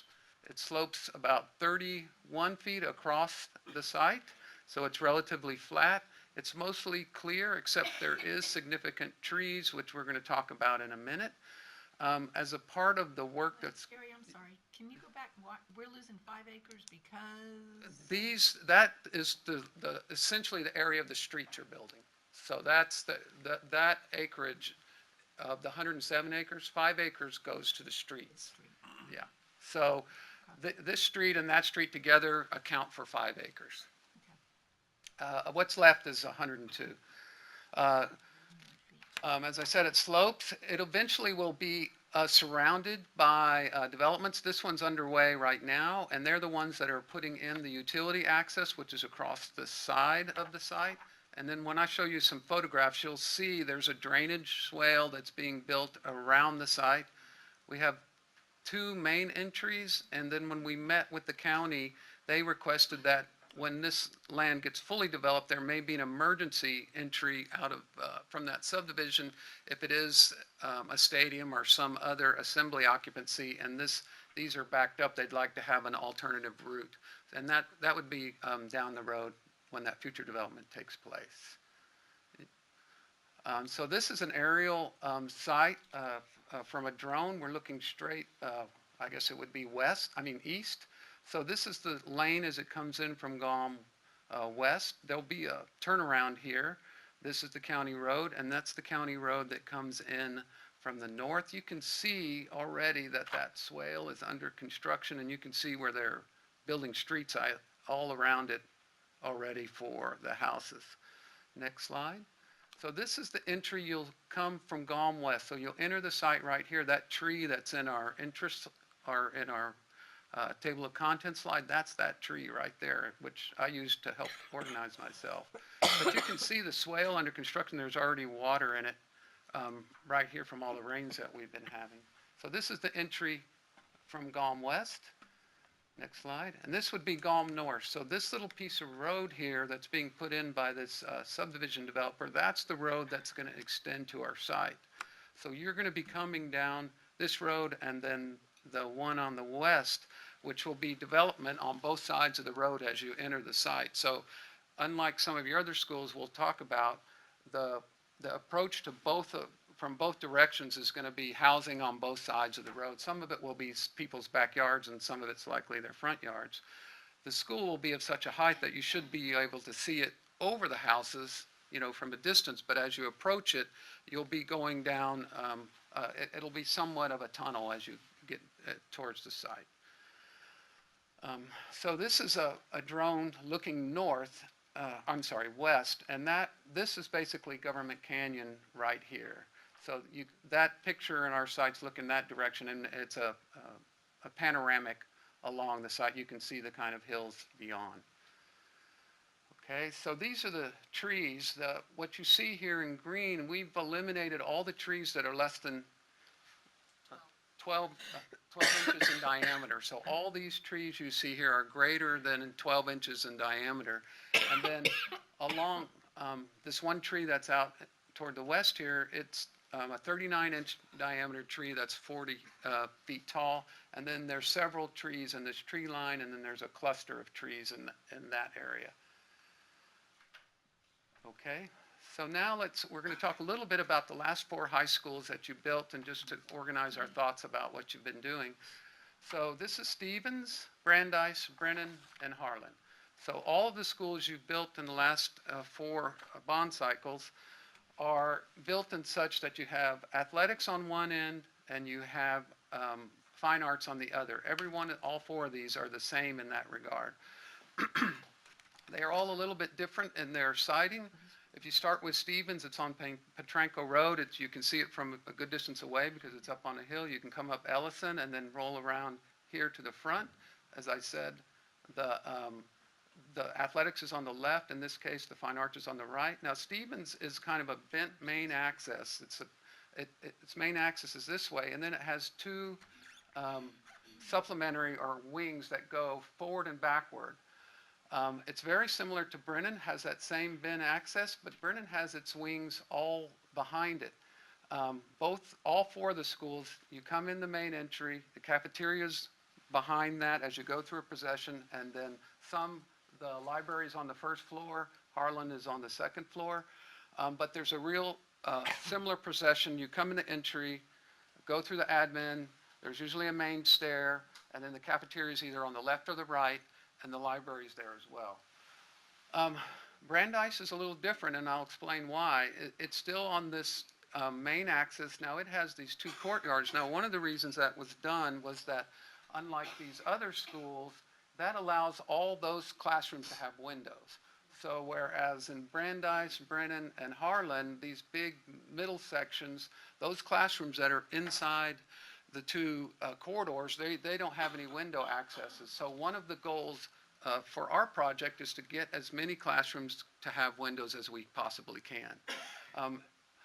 And then finally, Harlan I'll talk about next, but it's mainly a straight bar. It has 2 main corridors. All 4 of these schools you see as you approach them from some distance away. You know where to find the front entry. You can, if you're going to athletics or fine arts, you can find that building fairly easy, or that portion of the building fairly easy. Okay, next slide. So this is just quick analysis of Harlan. Now it's flipped 180 degrees, so this is Claver here. But the magenta represents the fine arts. The blue is a 3-story academic wing.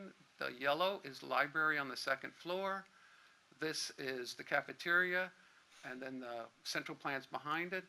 Harlan has athletics here, CTE here, and Harlan actually has a district gym.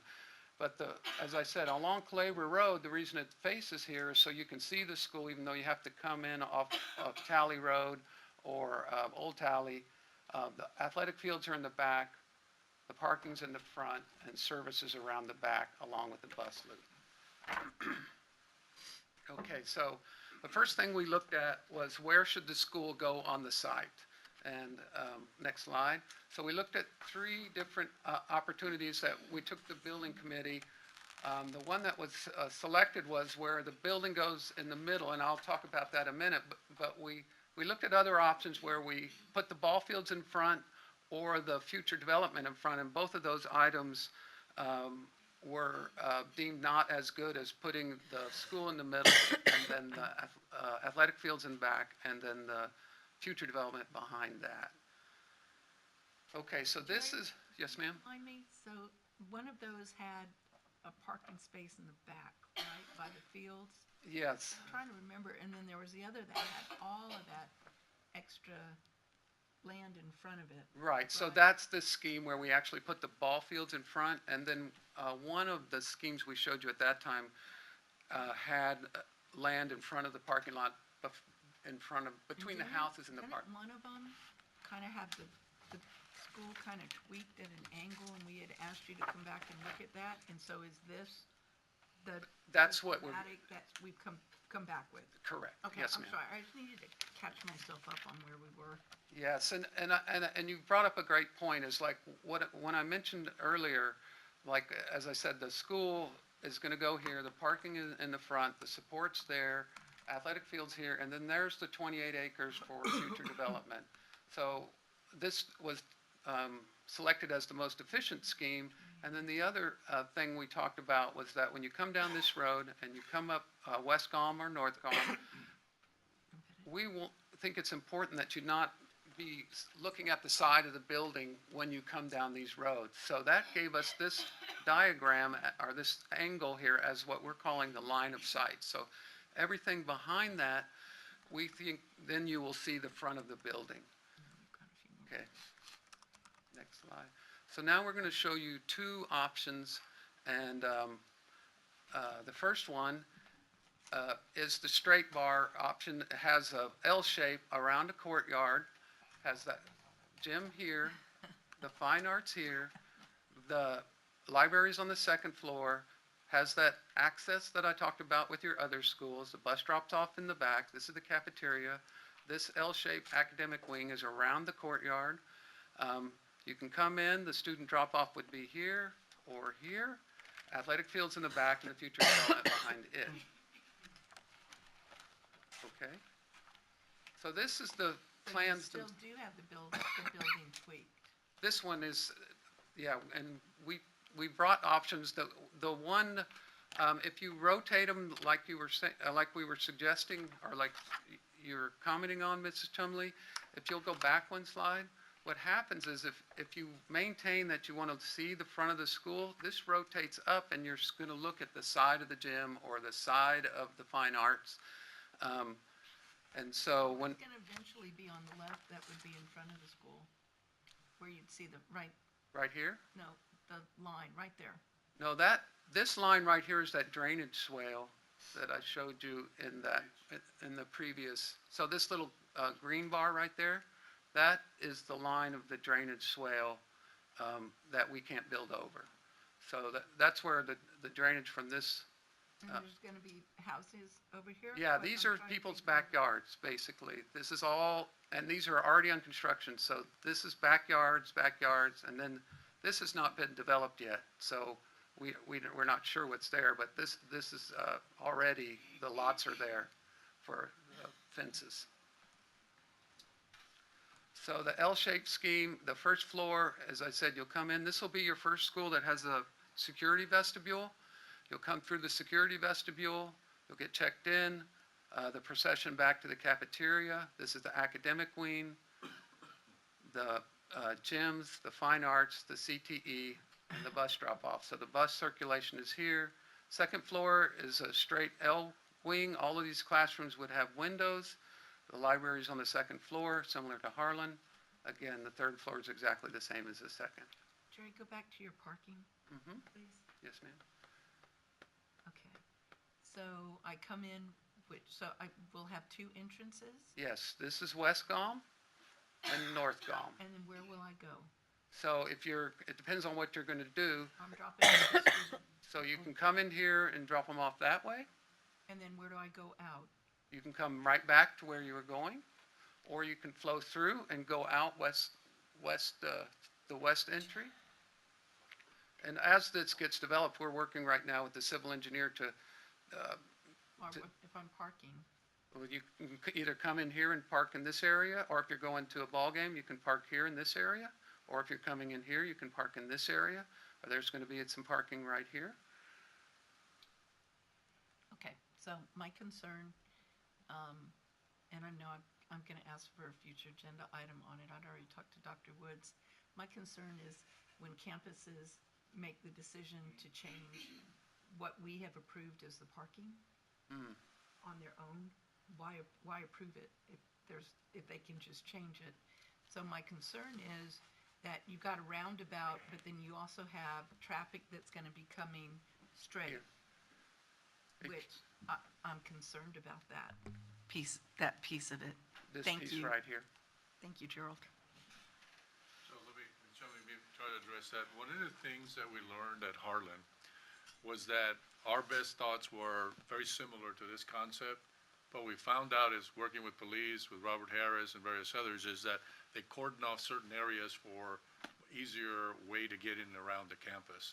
So some of the times they'll block off a portion of it so they can move traffic going this way and so forth, so on. So one of the things that this plan, as it is with Harlan, they allow us the opportunity to be as flexible as we possibly can, so we Leroy?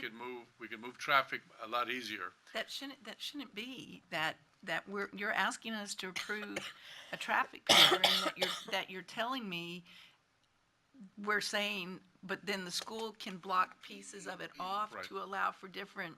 But what we're really asking is, and by the way, this is just conceptual. That means we got to put a little more detail in it. When you see it next time on schematic, you'll actually see a lot more detail that allows us an Well, it opportunity worries to be me able to when you have explain. a roundabout. So I'm just think about the roundabout by Reddix. I don't know how often you drive that. I drive that every Yes. day. That's the city's roundabout. Right. Right. But drivers get confused Yes. We on agree. that. We agree. So we're going to have high school kids that are going to be coming in on a roundabout where we also have traffic coming like this. Now, that I just particular think that's an roundabout is, accident waiting to happen. yeah, that Yes. roundabout is not fixed in any fashion, way, or form. It's Right. just a conceptual idea of how to move traffic from one end to the other without getting clogged in one particular area. We will continue to study that in an effort to be able, and if it doesn't make sense to put a roundabout, then we will probably, we won't do that. Just think about We're gonna- that. I just see an accident waiting to Right. happen So the there next with level of kids. reviews is to bring our police department, who has a lot of experience obviously at Harlan, because it's very similar in terms of its function. It's a large parking lot in front of the school. And then get opinions from the campus administrators that opened that school and see what's working and it's not working as well. But this is conceptual in the idea that we will put the parking in front, whether there's a roundabout or there, we'll still So right continue now, to you're work just that. asking us to approve just The this the piece. concept. Here, That here, and there. Parking's Exactly. going to be in front, school's Right. going to be at an angle, fields are Yes. going to be in the back. Right, and the And cornerstones it's are, going to be 3 stories, and, I'm sorry. yeah, You go know, ahead. that the gyms will be here, the fine arts will be here, and the academic wing will be there. Now, in terms of this, and maybe I misinterpreted, it's like, because all of your previous 4 schools have that. So, we assumed that was a attribute that you wanted at the school. Well, Jerry, what happens though is they have it, but then our principals change how the pattern goes because Okay. they close things off, So you which can't that, use it, or it's not, it doesn't work, or. Right. Right, okay, so these are the uppers, that's fine, Monica. Then the next is, it just shows you the bird's eye view with the overlay of the circulation. the elevation. And then the next view, this is the bird's eye view that shows you what the components of the schools are. This is the fine arts, the 3-story academic wing, the gym, the main entry with the library above.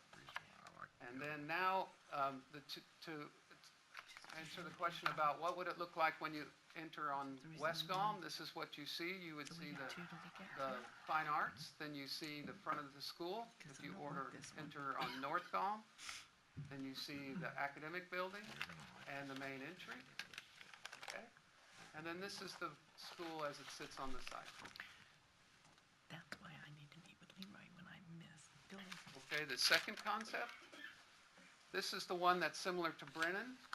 except that it's 3 stories. It has the middle access with the 2 wings. It has the gyms on one end, the fine arts on the other, the CTE, main entry here, the cafeteria in the back, the bus drop-off, the athletic fields. The parking is similar to the previous scheme. And then the first and second floor, so main entry, security vestibule, procession to the cafeteria, main stair, academic wings, fine arts, CTE, gym, second floor with the library, and then the first floor is just a straight wing. This is how you see it from above with the overlay of the circulation. And then this is the one, it kind of cradles the site. The gym and the fine arts are forward. Then you have the main component with the library on top with the main entry. Next slide. And then this is... Dr. Harrell, I'm sorry, Jerry. Oh, go ahead. Real quick, you mentioned at the beginning who you talked to about some of the ideas of where things go. Did you talk to CTE? I'm trying to remember the director's name. Debbie. Yeah, have you talked to her?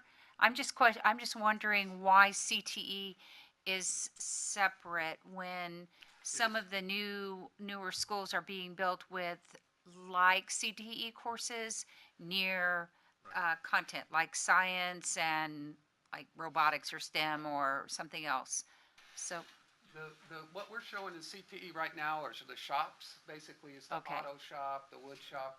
Now, we have a meeting scheduled in 2 weeks to go over exactly what goes in the CTE program, and depending upon what that is, if it's like you were saying, and the preference is to have those, like robotics shop next to a science classroom, then that component would be taken and put with that, and we would come back in schematic design and have that discussion with you. We still have a conversation to have about CTE because CTE in our high schools has changed from Harlan. And there are spaces in there that we did a complete study, and the building committee remembers this, where we hired an architect to go through the entire district and look at all our CTEs and then take it from the standard that we have and what do we want it to be for the near future. And that in itself has already changed. We're just looking on these particular, today, we're looking at location, general location. But Jerry's right, what dictates a lot of the CTEs is our automotive shops, and it has to be on the ground floor and it has to be kind of away from the front so that you can circulate a lot easier and things of that nature. So well, and she also presented within the next 2 years, so this will be in 2022, right? Additional courses. So planning for the future, some that we haven't even, thought of, and then others that will be going away or potentially going away just because of lack of student involvement in Northside. So I'm just making sure, and I'm sure. We are having those internal discussions to determine, and the other thing that we have to have an internal discussion is what exactly is unique for GALM that's not necessarily unique for Harlan or something else. So those discussions are still going on. Especially with Government Canyon right there, so yeah. And I would think that before we get rid of a CTE program, that's a discussion that will come to the board. Yeah, there's no recommendation on the table for that. And that wasn't even part of academics. But it was like typing, for instance. There's no more typing classes. And this is the school with the straight-on. So the summary, the 2 choices we have tonight are between the 2 layouts that we're presenting. Joris has budgeted both of them for us at this point, so we have a budget range for each. Leroy, what's our budget? We got about 118 is where we are right now in terms of the budget. And then, of course, we're working diligently to try to figure out, once we get this, these are just order of magnitudes. And so what will happen is, after we do that, then Doris will look at when they have more detail to try to pinch that down a little bit. So that's usually the problem. We have great faith in Mr. Cass-Stevens on scrunching that down some, John. I'm happy to answer any additional questions. So just to be clear, what we had this conversation with the building committee. We agreed that we ought to come to the full group. So what we're looking at is these two options. So if we can choose one of, well, no, we're gonna ask the board to choose one of these options. Let me rephrase, so that Jerry can move forward, so that Joris can move forward with planning. Motions usually don't come from the board president, so I'm just going to share with you my feelings on it. I think B is a much more attractive footprint than A. B is more in line with our budget from a beginning point.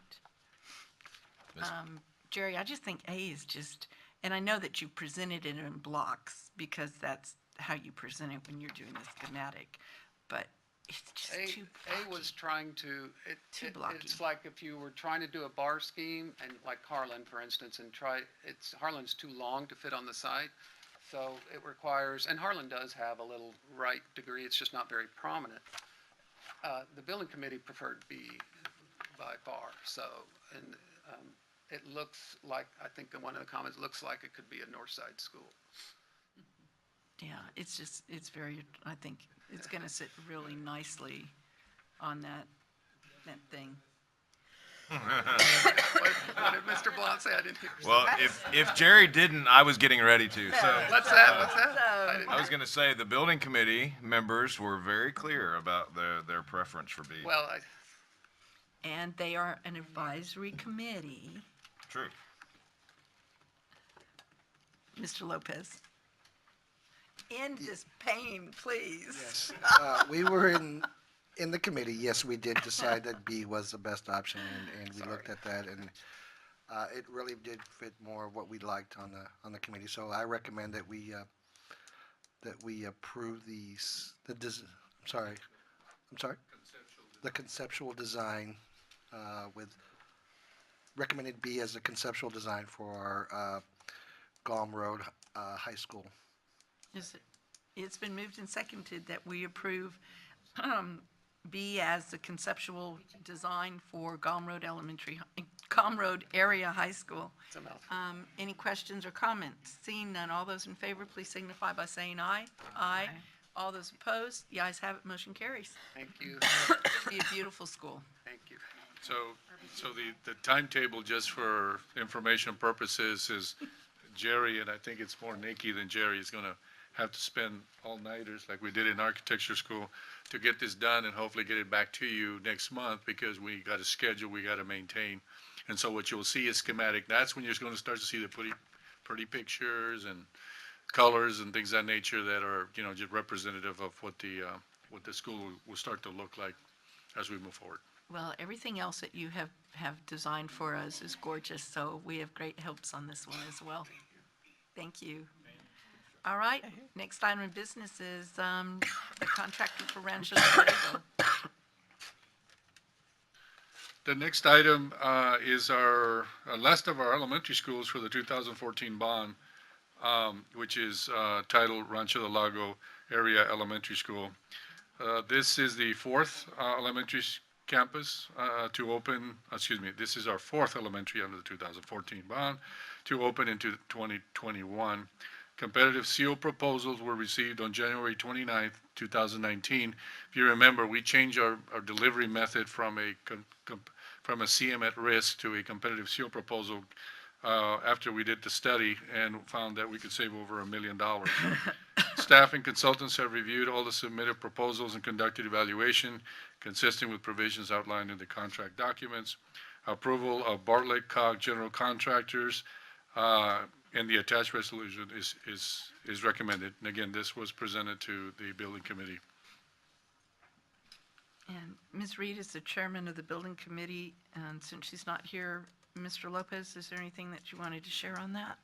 Yeah, we did review this, and I recommend that we approve the contractor for Bartlett Cock as a contractor for the Rancho del Lago Elementary School. Okay.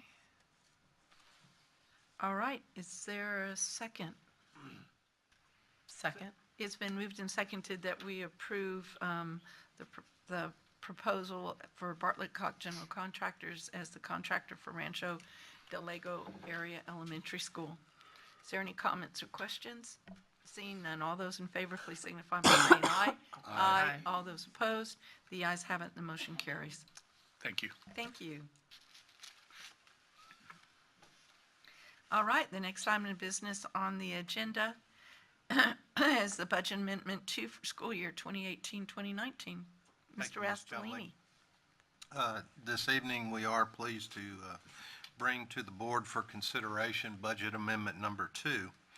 I do have a short presentation to walk us through this particular budget amendment. There's two items that are attached in your agenda. One is the actual budget amendment book number 2, and also this presentation that we're about to go through. First of all, the purpose of the Budget Amendment 2 is to address mid-year adjustments, and you'll see several of those in this evening's presentation, as well as realignment of resources, which is pretty typical in all of our budget amendments. And we typically will bring this budget amendment to the board for consideration sometime in the February-March timeframe. So this is the usual time that we will see this particular adjustment.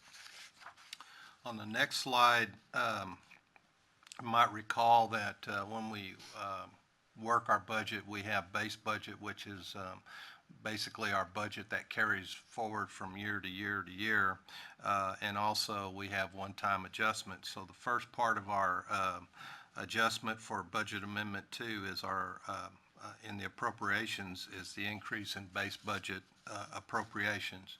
You can see that this particular amendment, we are requesting that we increase our base budget a little over $700,000. These are comprised of several items that we discussed in detail in the Finance Committee, but I do want to bring your attention to two items in particular. We did bring in a request to adjust the utilities for $225,000, and that's based on rate increase that we know is coming from San Antonio water utilities.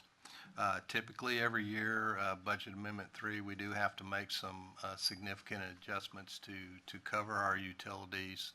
However, we typically do absorb those in the functional expenses that we have in Function 51.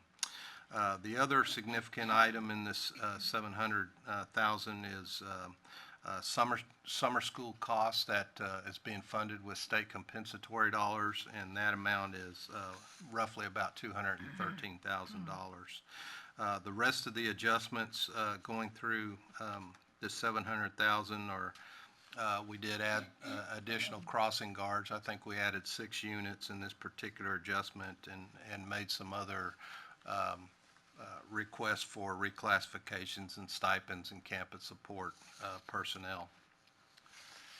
The next slide covers our increase in one-time budget cost, and you can see that is a very significant number. However, it's very few items that are making up this number, and of course the first one that we have is the expansion of the pre-kindergarten program that you saw earlier. So what you're seeing in Budget Amendment 2 is basically the seed money to kick this off, and as the discussion had indicated, a lot of it is facility work and things of that nature, getting the program up and running. Remember, these are one-time costs, so we won't see these carry forward from year to year to year.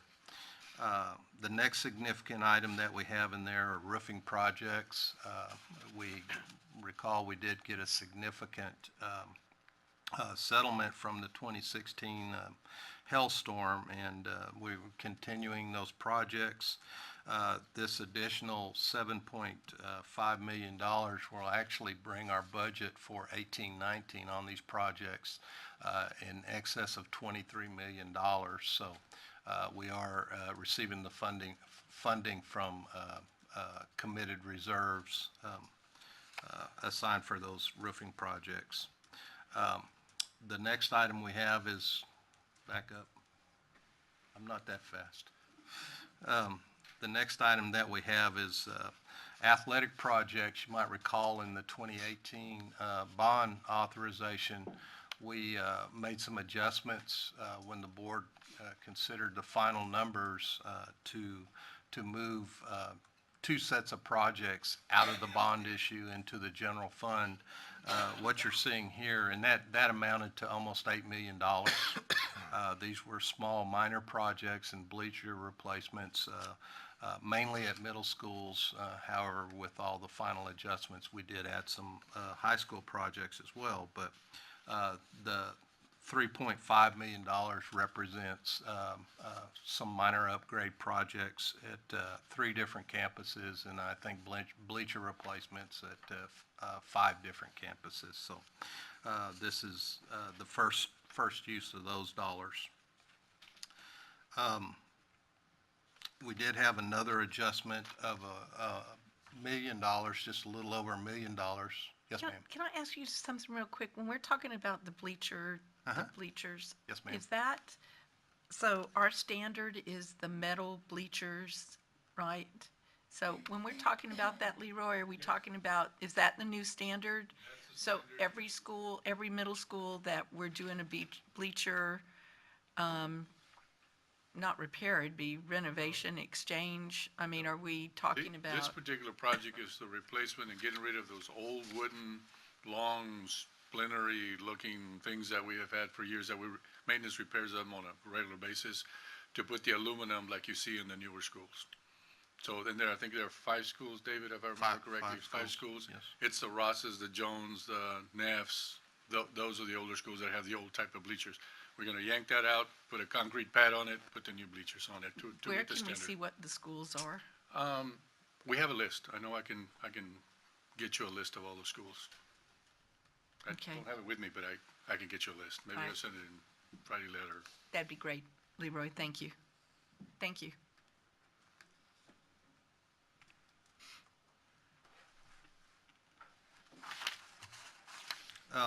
The $1 million, I'm sorry, the $1 million that we have in this number as well is from the natatorium settlement to reappropriate those dollars from fund balance to tend to that project. So with those 4 items, we're talking about 90% of that $14.5 million in the one-time costs. On the next slide, we do typically bring revenue offset adjustments in our budget amendments. We have one in this particular amendment, and this is to appropriate fees that were collected for instrumental music, specifically on the band and orchestra fees. What we'll do is appropriate those dollars collected to account for repair fees and things of that nature.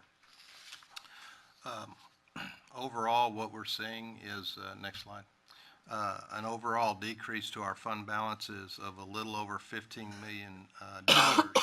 Now, 11 million of those dollars are coming from dedicated reserves, so we did have these in the fund balance, leaving a balance of a little over $4 million, and most of that is coming from the pre-K program expansion and also the reappropriation of the $1 million.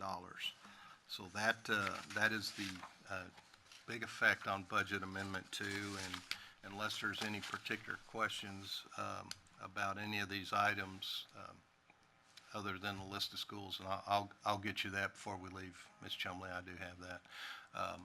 We would move for, the administration recommend approval of Budget Amendment 2 as presented.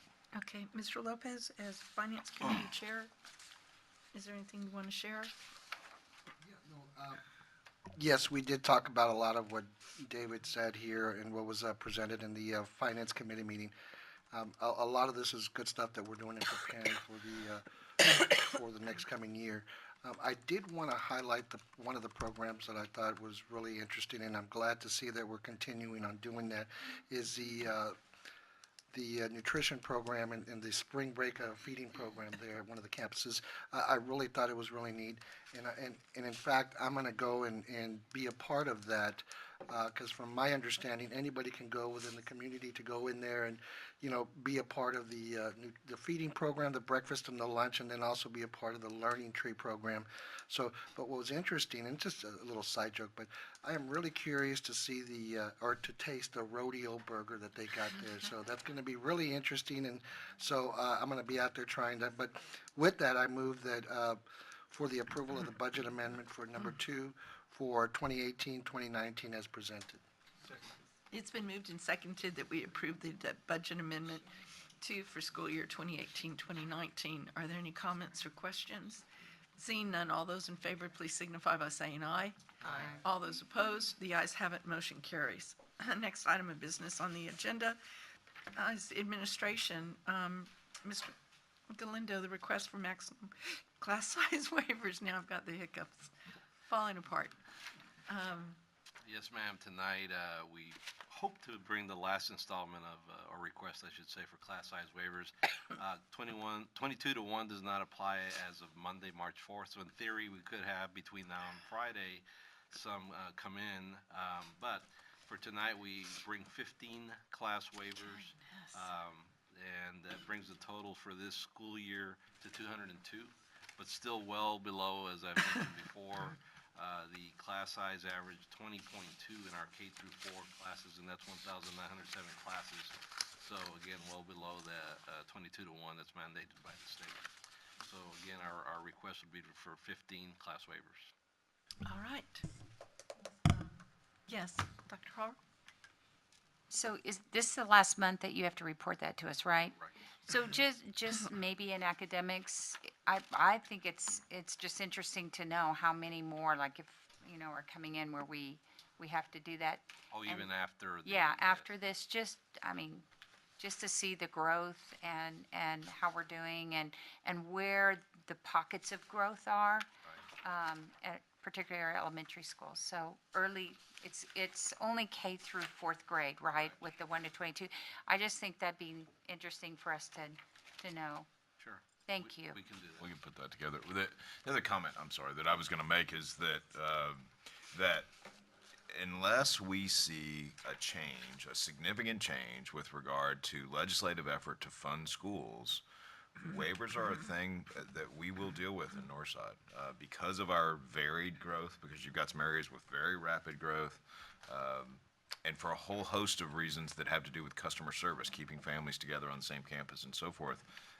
While this is the last time we'll bring it for board approval, that will continue to be a thing that we deal with. And even if there was some incredible incursion of dollars, I can still see situations where in the best interest of the family, we would bring waivers. And y'all remember that we have internal kind of operating procedures with regard to only going to 23 and trying to spread that across the entire grade level before we go to a 24. We don't ever exceed a 24. And those are things that are optional. Those are things that aren't required in statute. So I know that this may be the last time we look at this for a little while, but I would not expect that next September there will be a dramatic change in that. Okay. Dr. Harrell? No, and I was just going to add, only because we're always in conversation with families who are looking at school choice. It keeps coming up that public school charters have smaller class size. They may be smaller in size, but class size as far as, and I'll send you the chart and the graphic that shows class size, though, is not impacted. And some have as many as 30 and whatever in grades K through 4. So their charter allows them to have larger class size, and they may have another paraprofessional or something, but that's just kind of something I always give back to the families. Really go in and double check that, because in my research it hasn't been true. So Thank you. That's interesting to know on that. Okay. So is there, Do we have a motion? I got lost.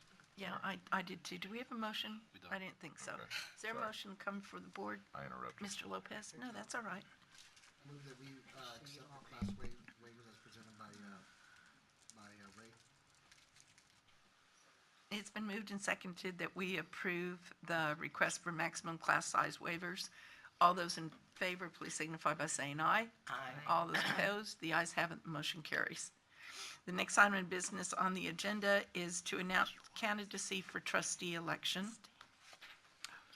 Ms. Chumley, I know we offered this at our called meeting. We typically offer this opportunity again at the regular meeting of the board, subsequent to the closure of folks having the opportunity to sign up to run for trustee. I know a number of the incumbent trustees announced that candidacy at that call meeting, but we did want to offer that opportunity one more time. All right. I don't believe we have any candidates I here. don't think so either. I would like to know, Mr. Rastellini, how the drawing went today. It went in 5 minutes. It was beautiful. Yeah, we'll send the ballot proof. Okay. Well, good. I'm glad it went well with no concerns. All right, the next item of business on the agenda is the naming of Rancho del Lago Area Elementary School. With the board's approval, this is the action that I would like to see us discuss and take this evening. I think it's important that we have all trustees here before we move forward with naming an elementary school. So what I would like to do is suggest, number one, just a couple of comments. We are building out, and as we do so, we're going to have less schools that will be available to be named. And because of that, I think it's really important that we remember what our guidelines are, what our policy is, and that we really look to think about who is the very best candidate on these schools. What I would like to do is have us discuss tonight kind of what our process is, where we go next, and then I want to remind trustees that if anyone has a name that they want to nominate, that needs to be lent to Linda prior to the last Friday letter before the March board meeting. So that way, on that Friday letter that goes out, all nominations we can make sure that we get those. So those were the things, if I've gotten the board's approval for us to handle that like this tonight on that. So let's review how we have done the process in the past, which that's had variables on how we have done that.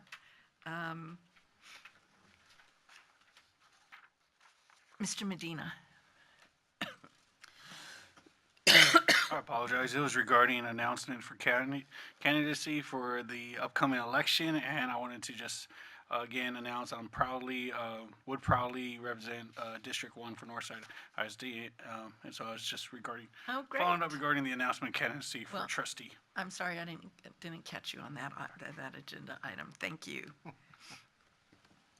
Okay, so I think in the past, what we've done is we've done a first round where we've narrowed it down.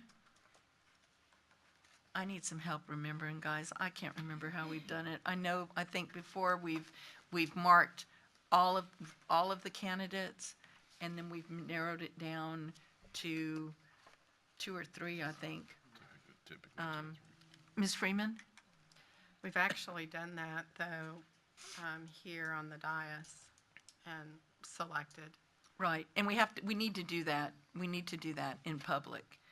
So I'm not saying that we do that now. I'm just saying, so then what we could do is on the next board meeting, so that's going to be the March board meeting, we then need to be prepared to make that initial selection. Correct? Is everyone on board on that? I'm okay with that. Okay, and then I think it's going to depend, Linda, on how many we end up with.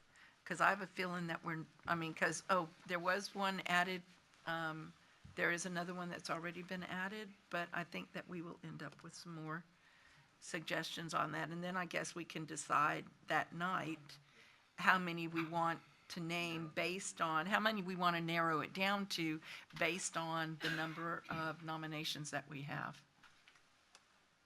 Ms. Freeman? This is a little off that topic. All of us, excuse me, have known that we were going to be naming a school this year. I guess I was surprised to see the very few number of nominations that we had. We are going to be opening up schools in the future. I wonder if at any time we could brainstorm to try to, I don't know, advertise it bigger. I don't know what we do to encourage people to submit nominations, but I'd like to remember to try to do that the next time. Let's just have that Well, conversation. Is that something that we want, we want to do throughout March with the deadline of, do we want to do that now? Do we want to open that or make reminders to our employees and staff, our communities? Do we want to put something on the website on that? Dr. Woods? The only comment I'd have about that is when what's on the website now advertises a cutoff date in order for names to be considered for the next round of naming. So the folks who submitted names in this area have the expectation that within that cutoff time. Exactly. But I think that it is clear that trustees can add additional names that's at any time agreed. during that process. Yeah, that's consistently been a part of our practice. Okay, all right, then scratch that on it.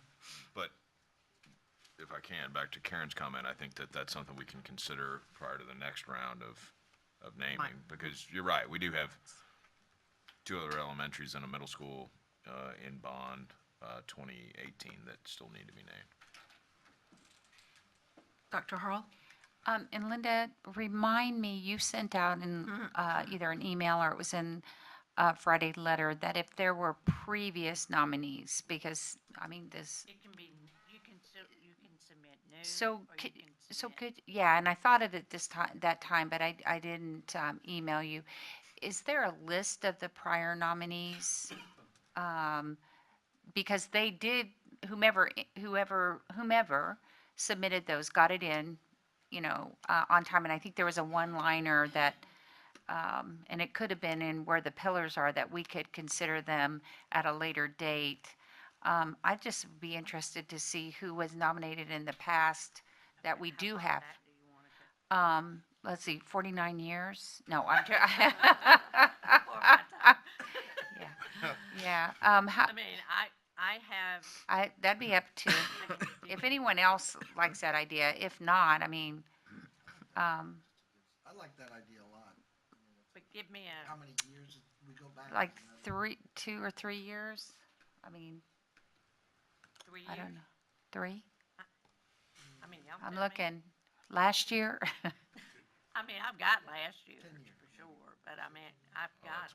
Oh, that's a lot, that's too much, yeah, Gerald, that's, yeah.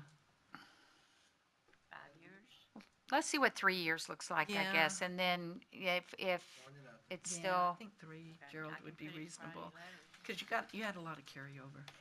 just names, and then that will give us some idea. And then if we want to see the bio or the letter. Gerald, when did you and Joseph get on the board? 4 years ago? So everyone here has been on the board to name a school, okay? For you Yeah. to list the names. Okay, yes, that'd be great. Thank you.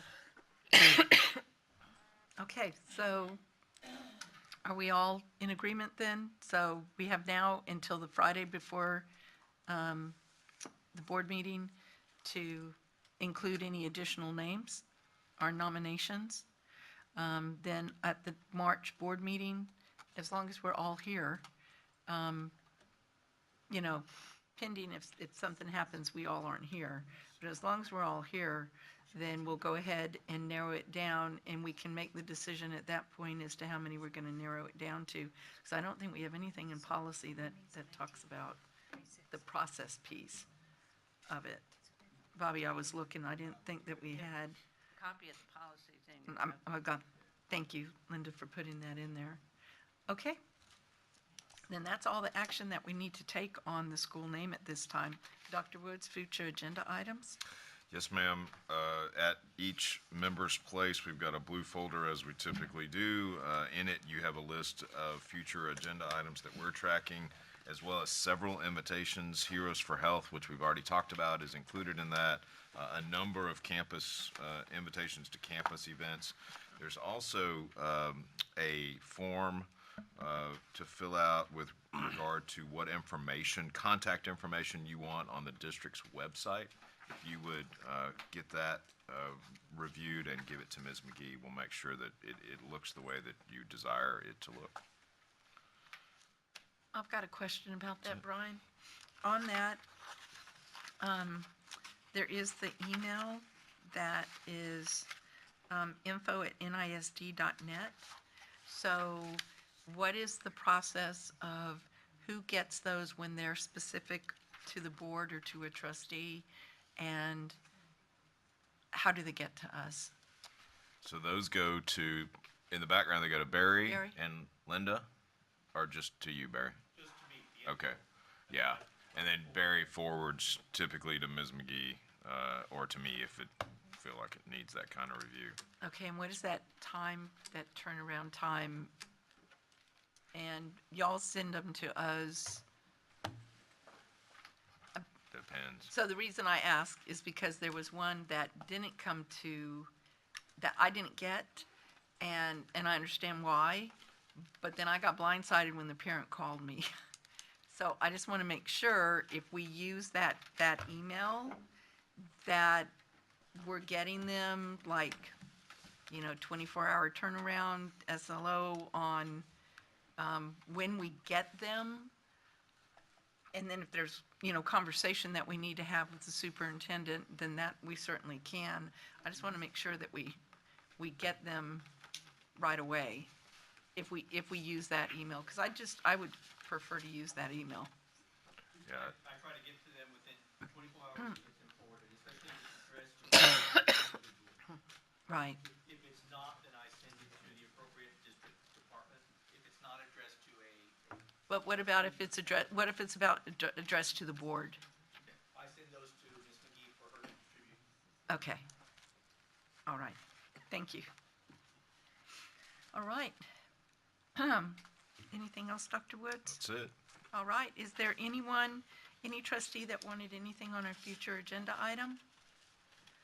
Or for board committee review? Nope. All right. Then the next. So in April, we're doing the. Yes. We changed our policy on board years. Yeah. So that will be in the April. Do we have that on there, Brian? I do not know. Hang on.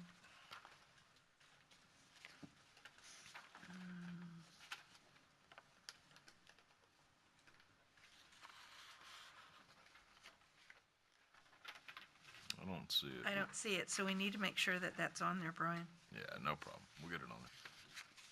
Okay. Not a problem. Thank you. Good catch, Bobby. All right, the next item of business on the agenda is closed session. I believe executive session It is. on this. Can we take 5 minutes? Are we all right to take 3 minutes? 4. All right. So, let's find our sheet. So she's checking into that, but your people are checking it all. Yeah, I'm concerned because it says 18. Okay, so the Board of Trustees, beginning at 9:35.